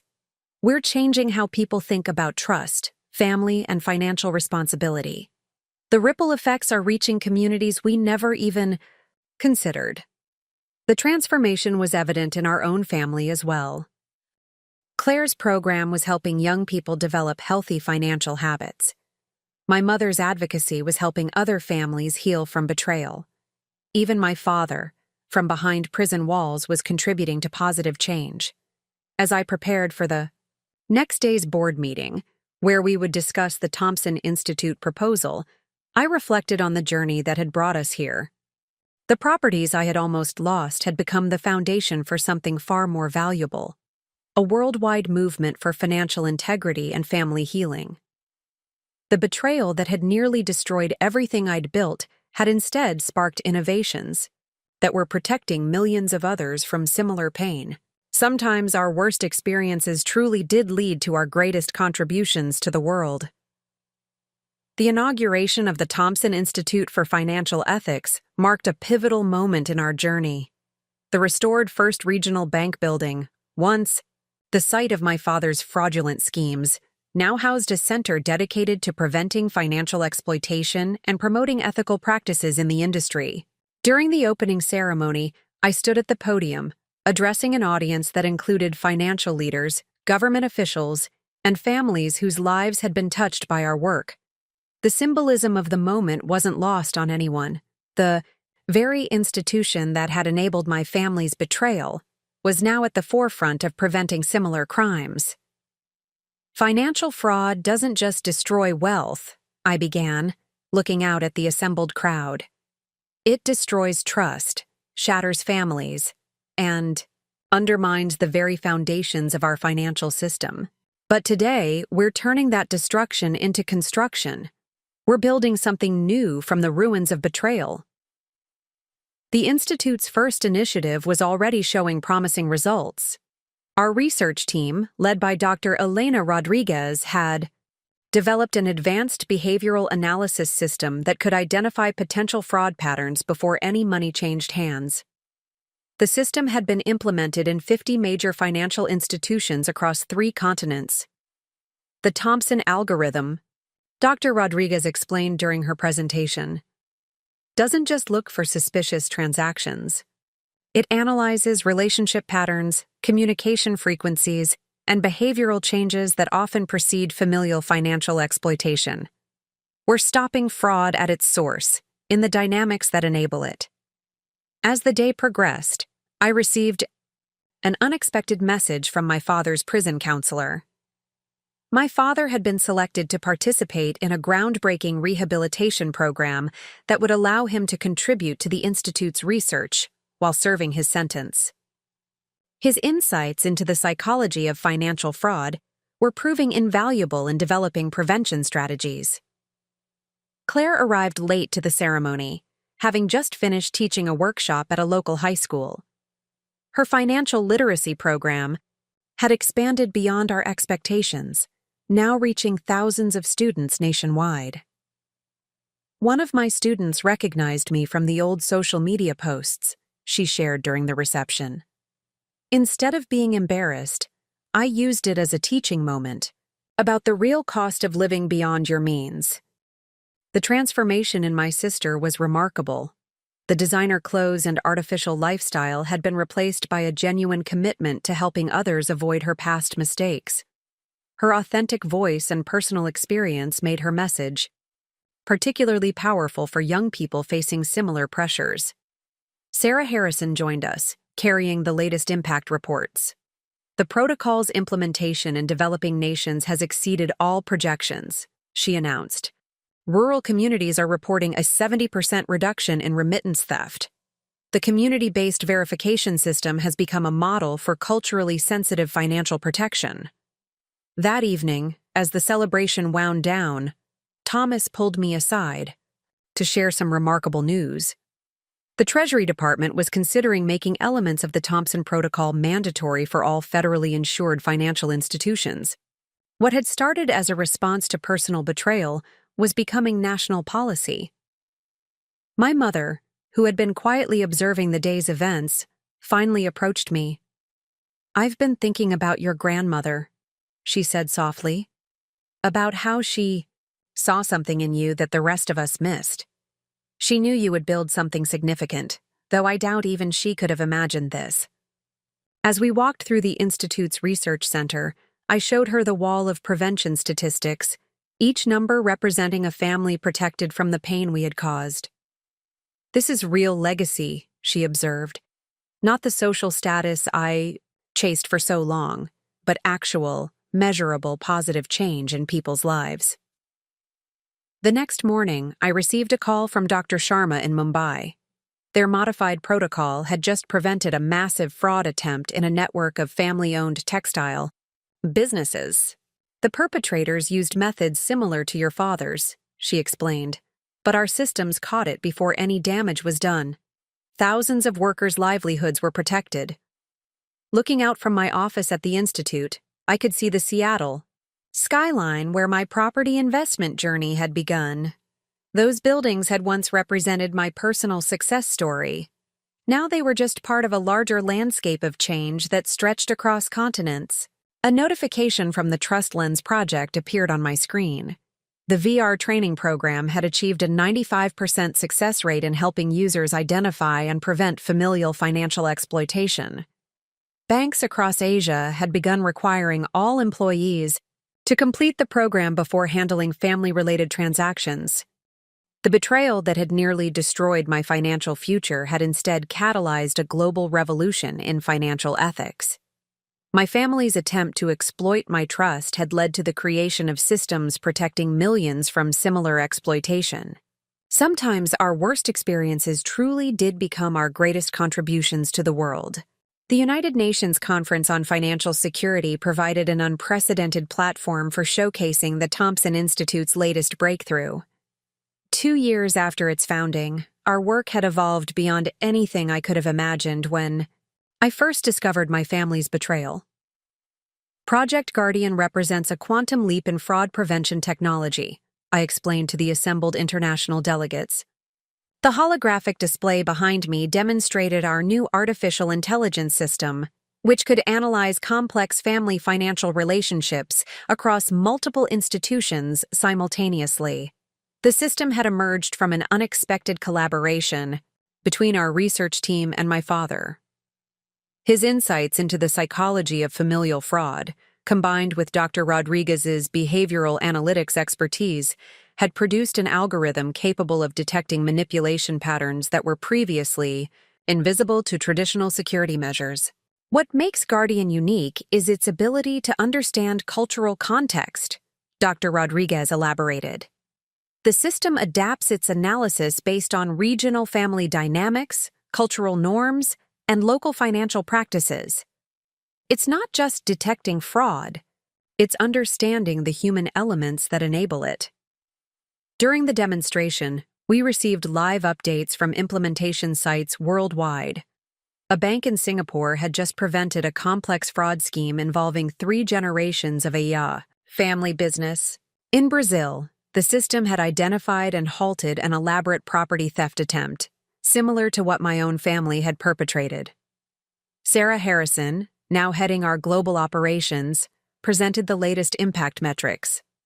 In the past 6 months, alone, Guardian has prevented over $4 billion in potential fraud across 27 countries. But the real measurement of success isn't just in dollars saved, it's in families preserved, trust maintained, and futures protected. The conference also marked the launch of our most ambitious educational initiative yet.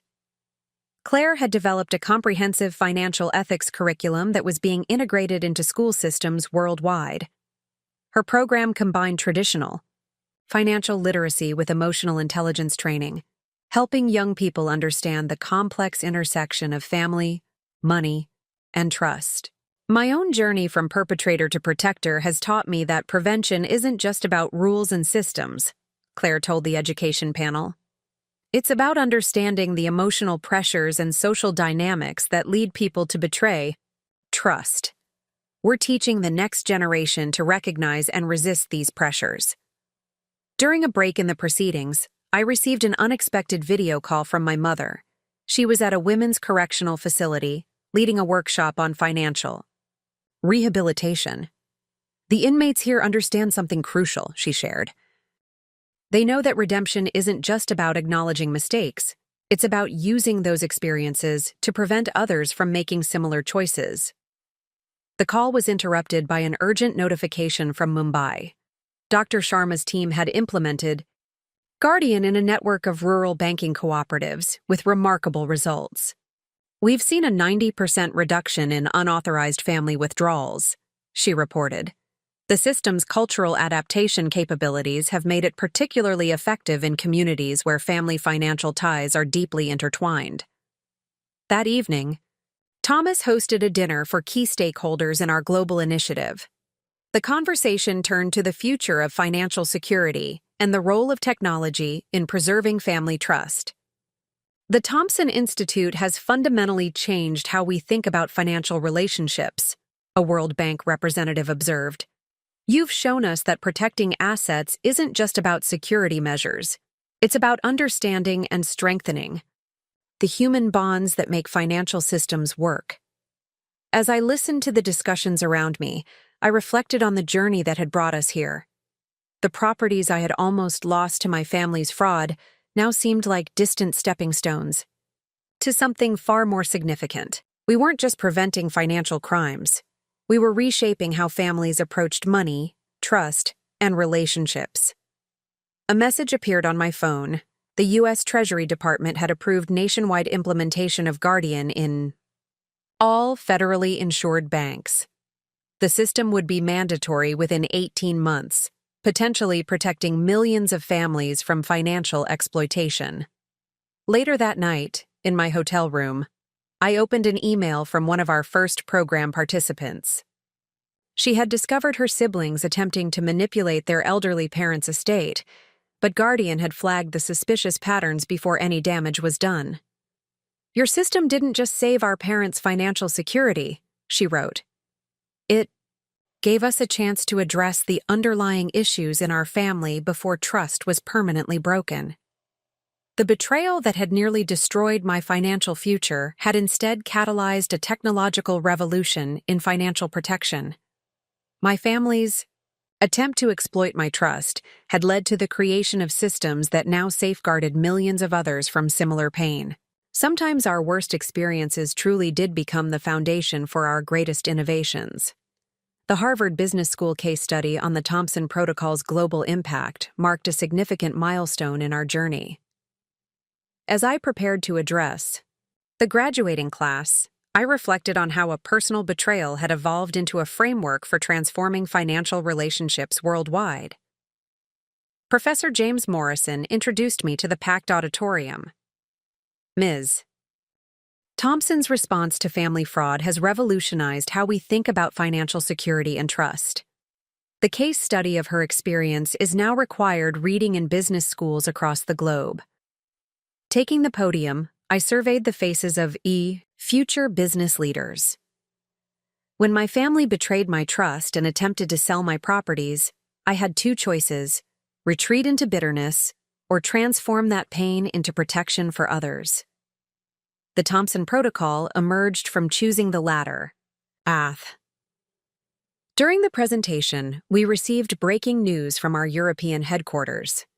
The European Union had just adopted comprehensive legislation requiring all financial institutions to implement Guardian-level protection systems. The regulation, dubbed the Thompson Standard, would affect over 500 million people across 27 countries. Sarah Harrison, joining virtually from London, shared the implementation timeline. What began as one person's response to family betrayal has become the global standard for financial security. The Thompson Standard isn't just about preventing fraud. It's about strengthening the foundation of trust that makes our financial systems work. After the lecture, a student approached me with a unique perspective. Her family had been on the other side of financial fraud, and her father was serving time for schemes similar to what my father had perpetrated. "Your work isn't just protecting potential victims," she explained. "It's also preventing people, like my father, from destroying their lives through poor choices." This insight led to a new initiative at the Thompson Institute. Working with Dr. Rodriguez, we developed a preventive counseling program targeting individuals showing early warning signs of financial manipulation tendencies. The program combined psychological support with practical financial education. Claire's involvement proved invaluable in this effort. Her experience as a reformed perpetrator of financial exploitation gave her unique credibility with participants. "We're not just teaching people how to handle money," she explained during a program review. "We're helping them understand and resist the emotional drivers that lead to financial misconduct." That afternoon, I received an unexpected call from my father's prison counselor. The rehabilitation program he had helped develop was showing remarkable results. Recidivism rates among financial offenders who completed the program had dropped by 85%. The Department of Justice was considering implementing it nationwide. My mother, now leading our family reconciliation division, had discovered a powerful pattern in our case studies. Financial fraud often stems from unresolved family dynamics, she reported. By addressing these underlying issues, we're not just preventing fraud, we're healing families. The Institute's latest technological breakthrough came from an unexpected source. A team of anthropologists working with our AI developers had created a cultural adaptation module for Guardian. The system could now recognize and respond to subtle, cultural nuances in family financial relationships across different societies. Dr. Sharma's implementation of this enhanced system in rural India provided compelling evidence of its effectiveness. "We're seeing traditional family structures embrace modern financial protection without sacrificing their cultural values," she reported. "The system adapts to their needs rather than forcing them to adapt to it." Thomas arranged a meeting with international banking regulators to discuss the implications of our latest innovations. "The Thompson Protocol has evolved beyond fraud prevention," he observed. "It's becoming a framework for building healthier financial relationships within families and communities." During the meeting, we received word that the World Bank had committed to funding Guardian implementations in developing nations. This initiative would bring our protection systems to communities that had historically been most vulnerable to family financial exploitation. Later that evening, reviewing the day's developments in my office, I found myself returning to the fundamentals that had driven our work from the beginning. The properties I had almost lost had become the catalyst for protecting millions of others from similar pain. My family's betrayal had led to the creation of systems that strengthened family bonds rather than exploiting them. A message arrived from one of our first program participants, now a successful business leader herself. "Your story showed me that our worst experiences can become our greatest contributions to society," she wrote. "The Thompson Protocol didn't just save my family's assets. It showed us how to build something meaningful from our challenges." The transformation extended beyond financial systems. We were witnessing a fundamental shift in how society approached family financial relationships. Trust was no longer seen as a vulnerability to be exploited, but as a precious resource to be protected and strengthened. As I prepared for the next day's board meeting, I realized that our work had transcended its origins in personal betrayal. We weren't just preventing fraud anymore. We were fostering a new understanding of how families could support and protect each other's financial well-being. The World Economic Forum in Davos provided an unprecedented platform for showcasing the full scope of the Thompson Protocol's impact. 3 years after uncovering my family's betrayal, I found myself addressing global leaders about how personal pain had catalyzed systematic change in financial security worldwide. The implementation of the Thompson Standard across the European Union has reduced family-based financial fraud by 92% in just 6 months, I reported to the assembled leaders. But the real transformation lies in how families approach financial relationships. We're not just preventing crime, we're fostering healthier financial dynamics across generations. During the forum, our team unveiled Project Harmony, a groundbreaking integration of Guardian's AI capabilities with traditional family counseling methodologies. Dr. Rodriguez presented the preliminary results from our pilot program in Singapore, where family businesses had historically struggled with succession-related financial conflicts. Project Harmony identified potential points of financial tension before they escalated into fraud, she explained. By combining AI-driven financial monitoring with proactive family counseling, we've helped dozens of families navigate complex transitions without compromising trust or assets. The afternoon brought unexpected validation from an unlikely source. A consortium of international banking regulators presented their comprehensive study of the Thompson Protocol's economic impact. The findings exceeded our most optimistic projections. Implementation of our systems had preserved an estimated $12 billion in family assets globally, while strengthening institutional trust in the banking sector. Sarah Harrison, joining us from our London office, shared developments from our European operations. The Thompson Standard isn't just changing how banks operate, it's transforming how families think about financial relationships. We're seeing a cultural shift toward transparent, trust-based financial planning across generations. My phone lit up with a message from Claire, who was launching an expanded version of her prevention program in Asian markets. The cultural adaptation modules are working brilliantly, she reported. We're helping families blend traditional values with modern financial protection. It's amazing how universal the need for trust and security really is. That evening, during a private dinner with financial technology leaders, Thomas shared news that touched me deeply. The prison financial rehabilitation program my father had helped develop was being adopted by correctional systems in 12 countries. His journey from perpetrator to reformer had become a model for rehabilitation programs worldwide. Your father's insights into the psychology of financial fraud have been invaluable, Thomas noted. By understanding how trust is broken, we've learned how to build stronger safeguards. Sometimes the best protection comes from those who once exploited the system. The next morning brought a breakthrough announcement from Dr. Sharma's team in Mumbai. They had successfully integrated Project Harmony with traditional village banking systems, creating a hybrid model that preserved cultural practices while preventing exploitation. The results were transforming rural financial security across South Asia. We've discovered that financial protection doesn't have to mean abandoning traditional family structures, Dr. Sharma explained during our video conference. The Thompson Protocol adapts to strengthen existing relationships rather than replacing them. That's why it's been so effective across different cultures. My mother, who had been quietly building our family reconciliation programs, shared remarkable statistics from her work.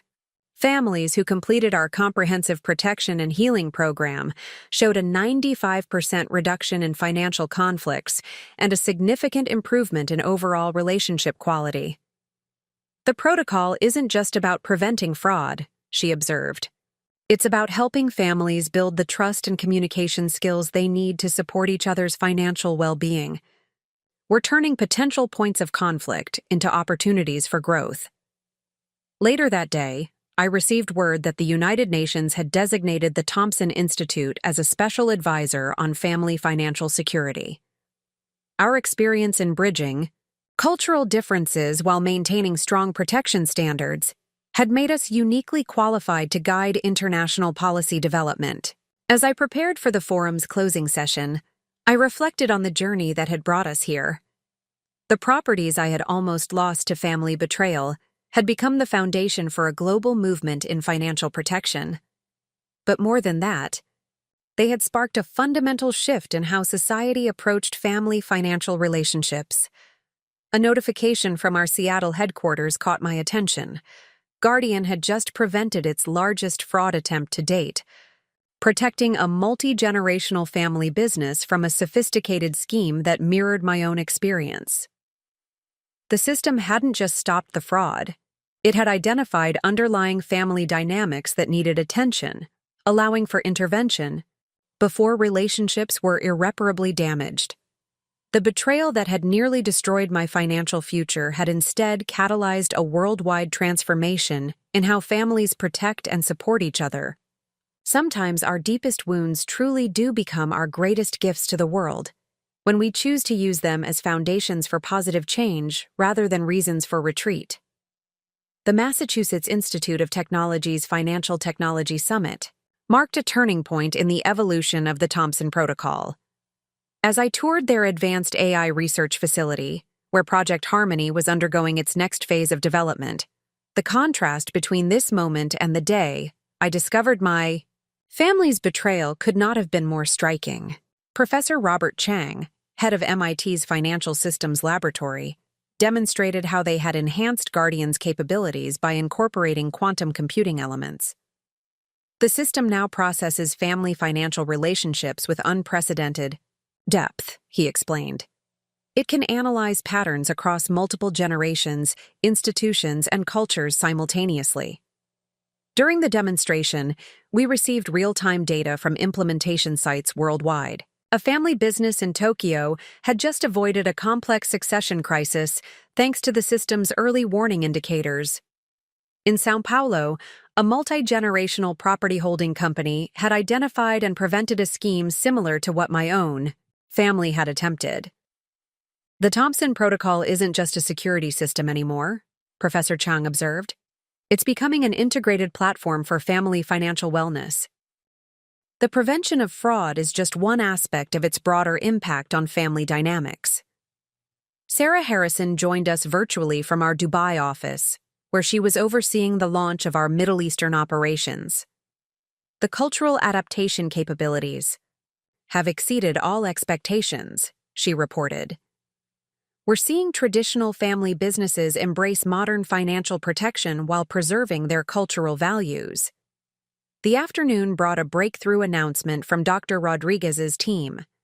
They had successfully integrated emotional intelligence algorithms into Guardian's core systems. The enhanced platform could now detect subtle changes in family communication patterns that often preceded financial exploitation. We're moving beyond reactive protection, Dr. Rodriguez explained during her presentation. The system now helps families identify and address potential issues before they escalate into actual fraud attempts. It's transformation through prevention. My phone lit up with a message from Claire, who was launching an innovative youth program in partnership with the World Bank. We're teaching the next generation how to build healthy financial relationships, she wrote. The students are particularly responsive to the virtual reality simulations based on our family's story. That evening, during a private dinner with technology leaders, Thomas shared remarkable news about my father's rehabilitation program. The methodology he had developed had been adapted into a preventive curriculum for business schools worldwide. His journey from perpetrator to reformer was helping shape a new generation of ethical business leaders. Your father's insights into the psychology of financial exploitation have proven invaluable, Thomas noted. By understanding how trust breaks down, we've learned to build more effective safeguards. Sometimes the best protection comes from those who have experienced both sides of the equation. The next morning brought an unexpected breakthrough from Dr. Sharma's team in Mumbai. They had successfully merged traditional community banking practices with Guardian's advanced protection systems, creating a hybrid model that strengthened local financial networks while preventing exploitation. The beauty of the Thompson Protocol lies in its adaptability, Dr. Sharma explained during our video conference. It doesn't replace existing financial relationships, it enhances them. That's why it's been so effective across different cultural contexts. My mother, who had been quietly expanding our family reconciliation programs, shared compelling data from her latest research. Families who participated in our comprehensive protection and healing program showed significant improvements not just in financial security, but in overall relationship quality. We're discovering that financial protection is inseparable from emotional well-being, she observed. When families feel secure in their financial relationships, they're better equipped to support each other in all aspects of life. Later that day, I received word that the International Monetary Fund had designated the Thompson Protocol as the global standard for family financial security.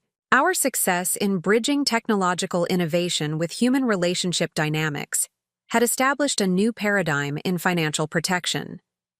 As I prepared for the summit's closing session, I reflected on the journey that had brought us here.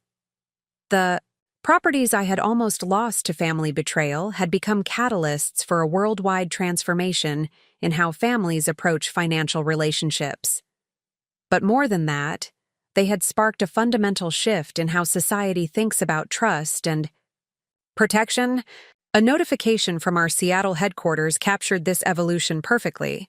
Guardian had just prevented its most sophisticated fraud attempt to date, protecting a complex network of family businesses across 3 continents. The system hadn't just stopped the fraud, it had identified opportunities for strengthening family bonds through improved financial communication. The betrayal that had nearly destroyed my financial future had instead inspired a global revolution in family financial security. Sometimes our most painful experiences truly do become our greatest contributions to society when we choose to transform them into opportunities for positive change. The 5th anniversary of the Thompson Institute coincided with a milestone that emphasized how far we had come from those first devastating moments of discovering my family's betrayal. Standing in the newly inaugurated Global Center for Financial Ethics in Geneva, I watched as representatives from the World Bank, International Monetary Fund, and United Nations formally adopted the Thompson Protocol as the worldwide standard for family financial security. The ceremony marked more than institutional recognition. It represented a fundamental shift in how the global community approached financial relationships. Dr. Rodriguez presented comprehensive data demonstrating the protocol's impact across diverse societies and economic systems. Implementation of the Thompson Standard has reduced family-based financial fraud by 95% in participating nations, she reported to the assembled dignitaries. More significantly, we're seeing a transformation in how families approach financial relationships. The focus has shifted from protection against betrayal to fostering sustainable trust. During the presentation, our quantum-enhanced Guardian system identified and prevented its most sophisticated fraud attempt to date. A complex network of transactions spanning 12 countries was halted before any assets were compromised, protecting hundreds of families from potential devastation. Sarah Harrison, joining us from our newly established Southeast Asian headquarters in Bangkok, shared remarkable statistics from our Emerging Markets division. The protocol's cultural adaptation capabilities have revolutionized how traditional societies integrate modern financial protection, she explained. We are preserving ancestral wisdom while preventing exploitation. The afternoon brought news that touched me deeply.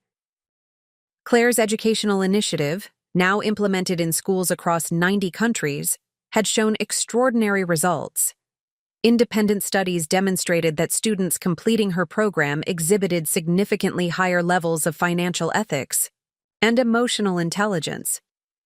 We're not just teaching the next generation about money, Claire explained during her virtual presentation. We're helping them understand the profound connection between financial integrity and healthy relationships. They're learning from our family's mistakes to build a better future. Thomas arrived with an unexpected update about my father's work within the prison system. The rehabilitation methodology he had developed had achieved the lowest recidivism rate ever recorded for financial crimes. The program was being adopted by correctional facilities worldwide. Your father's journey from perpetrator to reformer has become a powerful model for transformation, Thomas noted. He's proof that even those who breach trust can become instrumental in protecting it for others. Dr. Sharma's team in Mumbai reported groundbreaking success with their community-based implementation of Project Horizon. By integrating traditional financial practices with advanced protection systems, They had created a model that strengthened local communities while preventing exploitation. The Thompson Protocol succeeds because it adapts to existing social structures, Dr. Sharma explained during our video conference. We're not imposing external controls. We're enhancing the natural protective mechanisms that communities have developed over generations. My mother, who had become a leading authority on family financial reconciliation, presented findings from her long-term research project. Families who completed our comprehensive protection and healing program showed sustained improvements in both financial security and relationship quality. Financial trust isn't just about protecting assets, she observed. It's about creating an environment where families can support each other's growth and success across generations. We're seeing the ripple effects of restored trust transform entire communities. As the day progressed, I received notification that our artificial intelligence division had achieved another breakthrough. The enhanced Guardian system could now predict potential financial conflicts years before they manifested, allowing for preventive intervention that strengthened family bonds rather than just protecting assets. Looking out over Lake Geneva, I reflected on the journey that had brought us here. The properties I had almost lost to family betrayal had become catalysts for a global transformation in how humanity approached financial relationships. But more than that, they had sparked a fundamental shift in how we understood the connection between financial integrity and human dignity. The betrayal that had nearly destroyed my financial future had instead inspired a worldwide movement for positive change. My family's attempt to exploit my trust had led to the creation of systems that now protected millions while fostering healthier relationships across cultures and generations. A message arrived from one of our first program participants, now a leading advocate for financial ethics in her own right. Your story showed me that our worst experiences can become our greatest contributions to society, she wrote. The Thompson Protocol didn't just save my family's assets, it showed us how to build something meaningful from our challenges. In the conference room below, delegates from around the world were discussing the next phase of our global implementation. Each represented thousands of families who would benefit from the protections and positive changes we had developed. The ripple effects of our work would continue long after we were gone. Sometimes our deepest wounds truly do become our greatest gifts to the world, when we choose to transform them into foundations for positive change. The properties I had almost lost had become stepping stones to something far more valuable. A legacy of trust, protection, and healing that would benefit generations to come. The 10-year anniversary of my discovery of the family fraud coincided with an unprecedented gathering at the United Nations headquarters in New York. Financial leaders from 193 countries assembled to witness the launch of what we called Project Legacy, an initiative that would fundamentally reshape how future generations approached family financial relationships. As I stood at the podium, memories of that first devastating meeting with Sarah Harrison felt like echoes from another lifetime. A decade ago, I discovered that trust can be both our greatest vulnerability and our greatest strength, I began. Today, we're not just preventing fraud. We're creating a future where financial relationships strengthen rather than strain family bonds. The presentation screens behind me displayed real-time data from Guardian implementations worldwide. Each glowing dot represented a family protected, a betrayal prevented, a relationship preserved. Dr. Rodriguez stepped forward to unveil Guardian's latest evolution, a predictive system that could identify potential financial conflicts generations before they manifested. By analyzing patterns across family histories, cultural contexts, and economic behaviors, we can now help families build protective structures that grow stronger over time, she explained. It's like planting a financial family tree that becomes more resilient with each generation. The breakthrough came from an unexpected source. Our research team had discovered that families who successfully prevented financial betrayal shared certain communication patterns and trust-building behaviors. By incorporating these insights into Guardian's AI architecture, We had created a system that didn't just protect assets, it nurtured the human connections that made those assets meaningful. During the afternoon sessions, Claire presented findings from her Global Youth Initiative. We're seeing a fundamental shift in how young people think about financial relationships, she reported. They're learning to view money not as a tool for power or status, but as a means of building sustainable family legacies. The impact of her work had exceeded our wildest expectations. Schools implementing her curriculum reported significant improvements not just in financial literacy, but in overall family communication and trust. Students were taking these lessons home, sparking conversations that bridged generational gaps and healed old wounds. Sarah Harrison joined us virtually from our new African headquarters in Nairobi, where the protocol had taken on unique significance. In communities where financial trust is literally a matter of survival, we're seeing the Thompson standards transform not just family dynamics, but entire economic systems, she explained. Villages are developing hybrid models that combine traditional wisdom with modern protection. The day brought unexpected validation from an unlikely source, a coalition of reformed financial fraudsters, including some who had served time with my father, presented research on how the protocol could have prevented their own crimes. Their insights had helped us develop more effective early intervention strategies. The Thompson Institute isn't just stopping fraud, their spokesperson noted. It's addressing the root causes that drive people to betray trust in the first place. That's why it's succeeding where traditional security measures failed. Dr. Sharma's team reported breakthrough results from their work with indigenous communities. By respecting and incorporating traditional financial practices while adding modern protections, they had created systems that strengthened cultural bonds while preventing exploitation.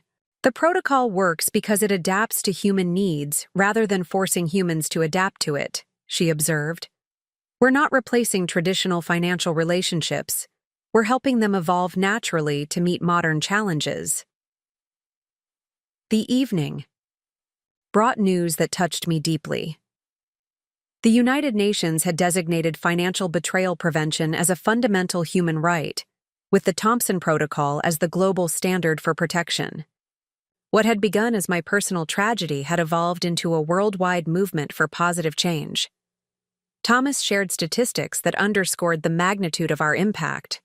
In regions with full protocol implementation, we're seeing a 99% reduction in family financial fraud, he reported. But more importantly, we're seeing improvements in overall family well-being, economic stability, and intergenerational trust. As the day drew to a close, I received a message that encapsulated everything we had worked for. A young woman from a remote village in Thailand described how our programs had helped her family break a cycle of financial exploitation that had persisted for generations. The protocol didn't just protect our assets, she wrote. It showed us how to build something beautiful from the ruins of past betrayals. Looking out over the Manhattan skyline from the UN building, I reflected on how far we had come from that first shocking discovery of my family's fraud. The properties I had almost lost had become stepping stones to something far more valuable, a global legacy of trust, protection, and positive change that would benefit generations to come. The betrayal that had nearly destroyed my financial future had instead catalyzed a worldwide transformation in how humanity approached family relationships. Sometimes our deepest wounds truly do become our greatest gifts to the world, when we choose to use them as foundations for healing rather than reasons for despair. Would you like me to continue with Part 18? I'll maintain the same level of detail and emotional resonance while ensuring the content remains fresh and original. The World Future Summit in Dubai marked a pivotal expansion of the Thompson Protocol's mission. As I prepared to unveil our most ambitious initiative yet, Generation Trust, I found myself in a reflective conversation with Sarah Harrison in the conference center's rooftop garden. Did you ever imagine when you first discovered those forged property documents that we'd end up transforming the entire global financial landscape? She asked, gesturing at the spectacular skyline where traditional Arabic architecture merged seamlessly with modern innovation. Before I could respond, Dr. Rodriguez burst in with breakthrough news. Our quantum-enhanced Guardian system had just prevented the most sophisticated multi-generational fraud attempt in history, a scheme that would have affected financial institutions across 6 continents. But what made this prevention remarkable wasn't just its scale. The system didn't just stop the fraud, Dr. Rodriguez explained, pulling up the data on her tablet. It identified underlying patterns of intergenerational trauma that were driving the behavior. We're now working with 57 families to heal financial wounds that go back 4 generations. The Generation Trust Initiative represented a quantum leap in our approach to financial security. Moving beyond mere fraud prevention, we had developed a comprehensive system for building positive financial legacies across generations. The BI program combined advanced AI protection with innovative family counseling and educational components. Thomas joined us with remarkable data from our pilot programs. In communities where Generation Trust has been fully implemented, we're seeing something unprecedented, he reported. Not only has financial fraud become virtually non-existent, but families are developing new models of collaborative wealth building that strengthen rather than strain relationships. Claire's Global Youth Program had evolved into a cornerstone of the initiative. She had discovered that by teaching young people to view financial relationships through the lens of legacy building, rather than just transaction management, they developed naturally resistant to exploitative behaviors. We're not just teaching them to protect assets, Claire explained during her presentation. We're showing them how to build financial relationships that enrich both their families and their communities. They're learning that true wealth isn't measured in dollars, but in the strength of the bonds it creates. Dr. Sharma's team reported groundbreaking results from their work in developing nations. By integrating traditional community banking practices with advanced protection systems, they had created hybrid models that preserved cultural values while preventing exploitation. The magic of Generation Trust lies in its adaptability, she observed via holographic conference. It doesn't impose a one-size-fits-all solution. Instead, it helps each community develop protection systems that grow organically from their existing financial practices. The afternoon brought unexpected validation from the international academic community.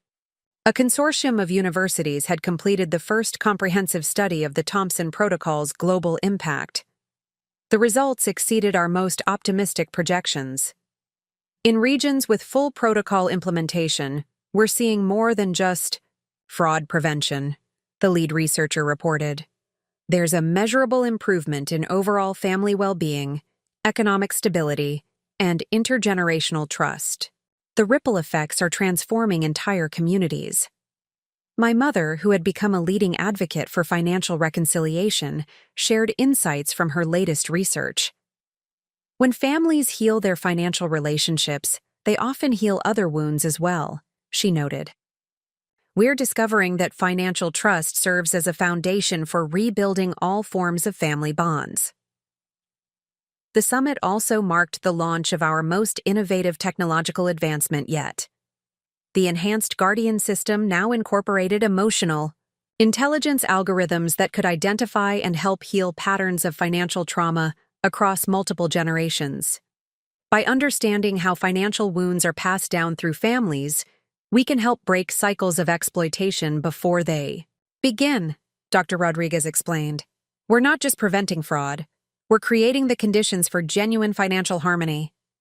As the day progressed, we received word that the International Court of Justice had recognized financial exploitation within families as a form of human rights violation.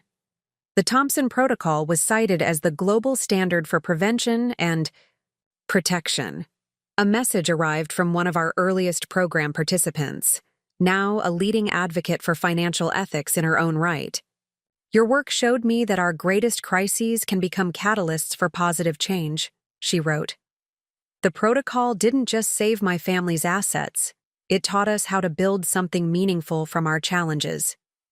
looking out over Dubai's remarkable skyline, where ancient wisdom and modern innovation coexisted in stunning harmony. I reflected on the journey that had brought us here. The properties I had almost lost had become stepping stones to something far more valuable, a global movement for positive change that would benefit generations to come. The betrayal that had nearly destroyed my financial future had instead inspired a worldwide transformation in how humanity approached family relationships. Sometimes our deepest wounds truly do become our greatest gifts to the world, when we choose to view them as opportunities for growth rather than endpoints of despair. As the sun set over the Arabian Gulf, painting the sky in brilliant hues of orange and gold, I understood that our work was far from finished. Each new breakthrough revealed new horizons of possibility, new ways to transform financial relationships from potential sources of betrayal into foundations for lasting family harmony. Would you like me to continue with the final part, Part 19? I'll maintain the same level of detail and emotional impact while ensuring the content remains fresh and motivational.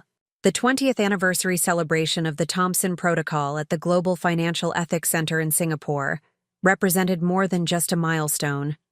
It marked the completion of a journey that had transformed the very foundation of financial relationships worldwide. As I stood before the assembled leaders from finance, technology, and social change, I realized we had built something far more significant than I could have imagined during those dark days when I first discovered my family's betrayal. The center's quantum-powered display system showcased real-time data from every corner of the globe. Each point of light represented a family protected, a relationship strengthened, a legacy preserved.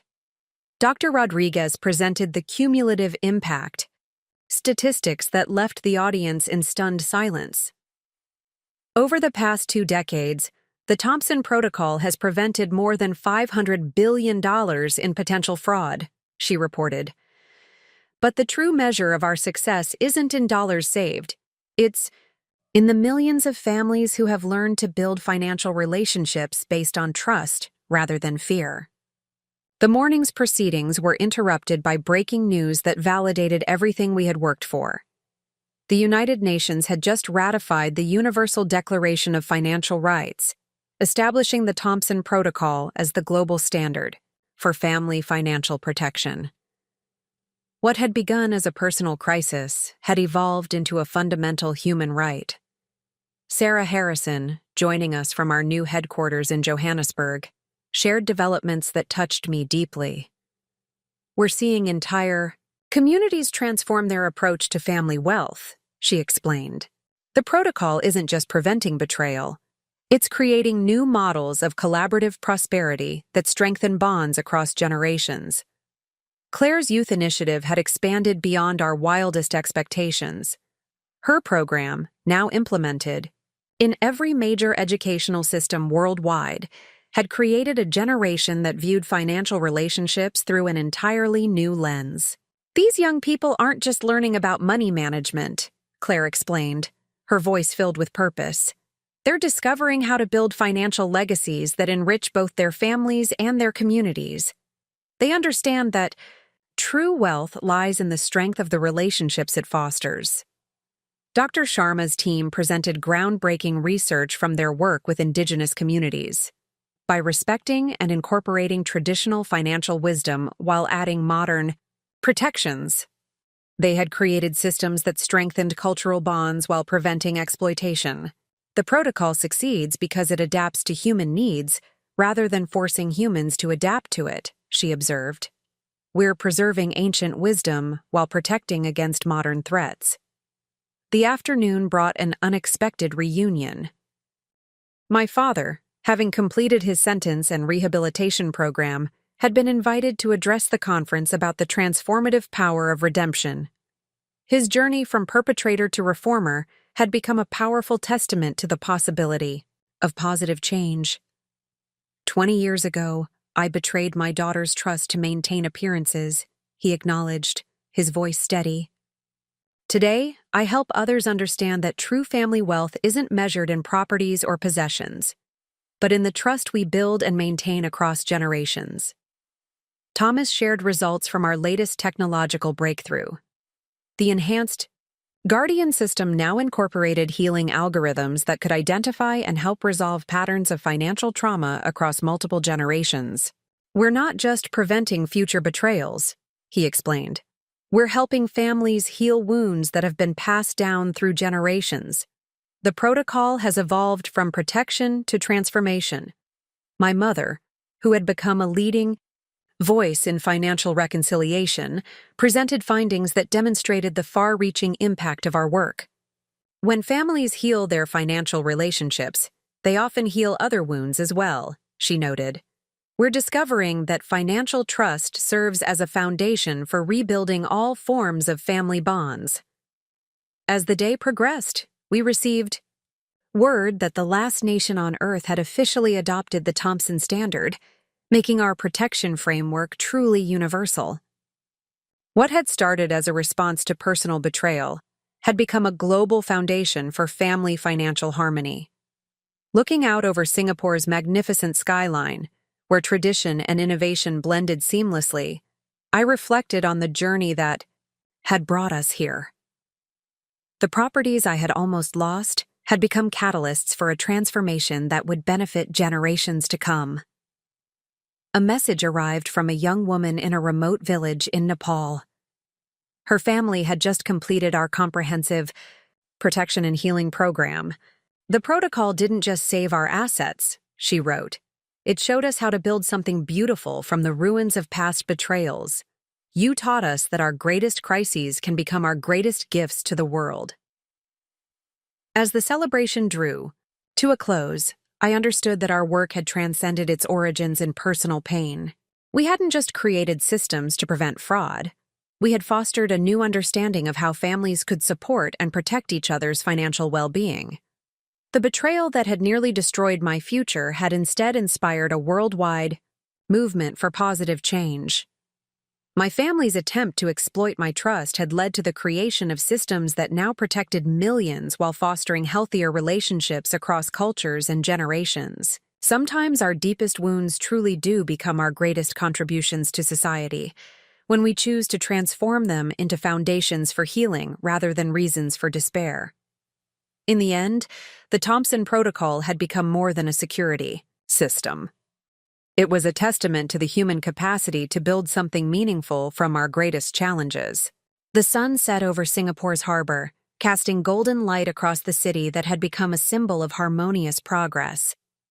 As I watched the next generation of financial leaders gather to discuss the future of our work, I knew that the legacy we had built would continue to grow and evolve, protecting and strengthening families for generations to come. Up next, you've got 2 more standout stories right on your screen. If this one hit the mark, you won't want to pass these up. Just click and check them out. And don't forget to subscribe and turn on the notification bell so you don't miss any upload from us.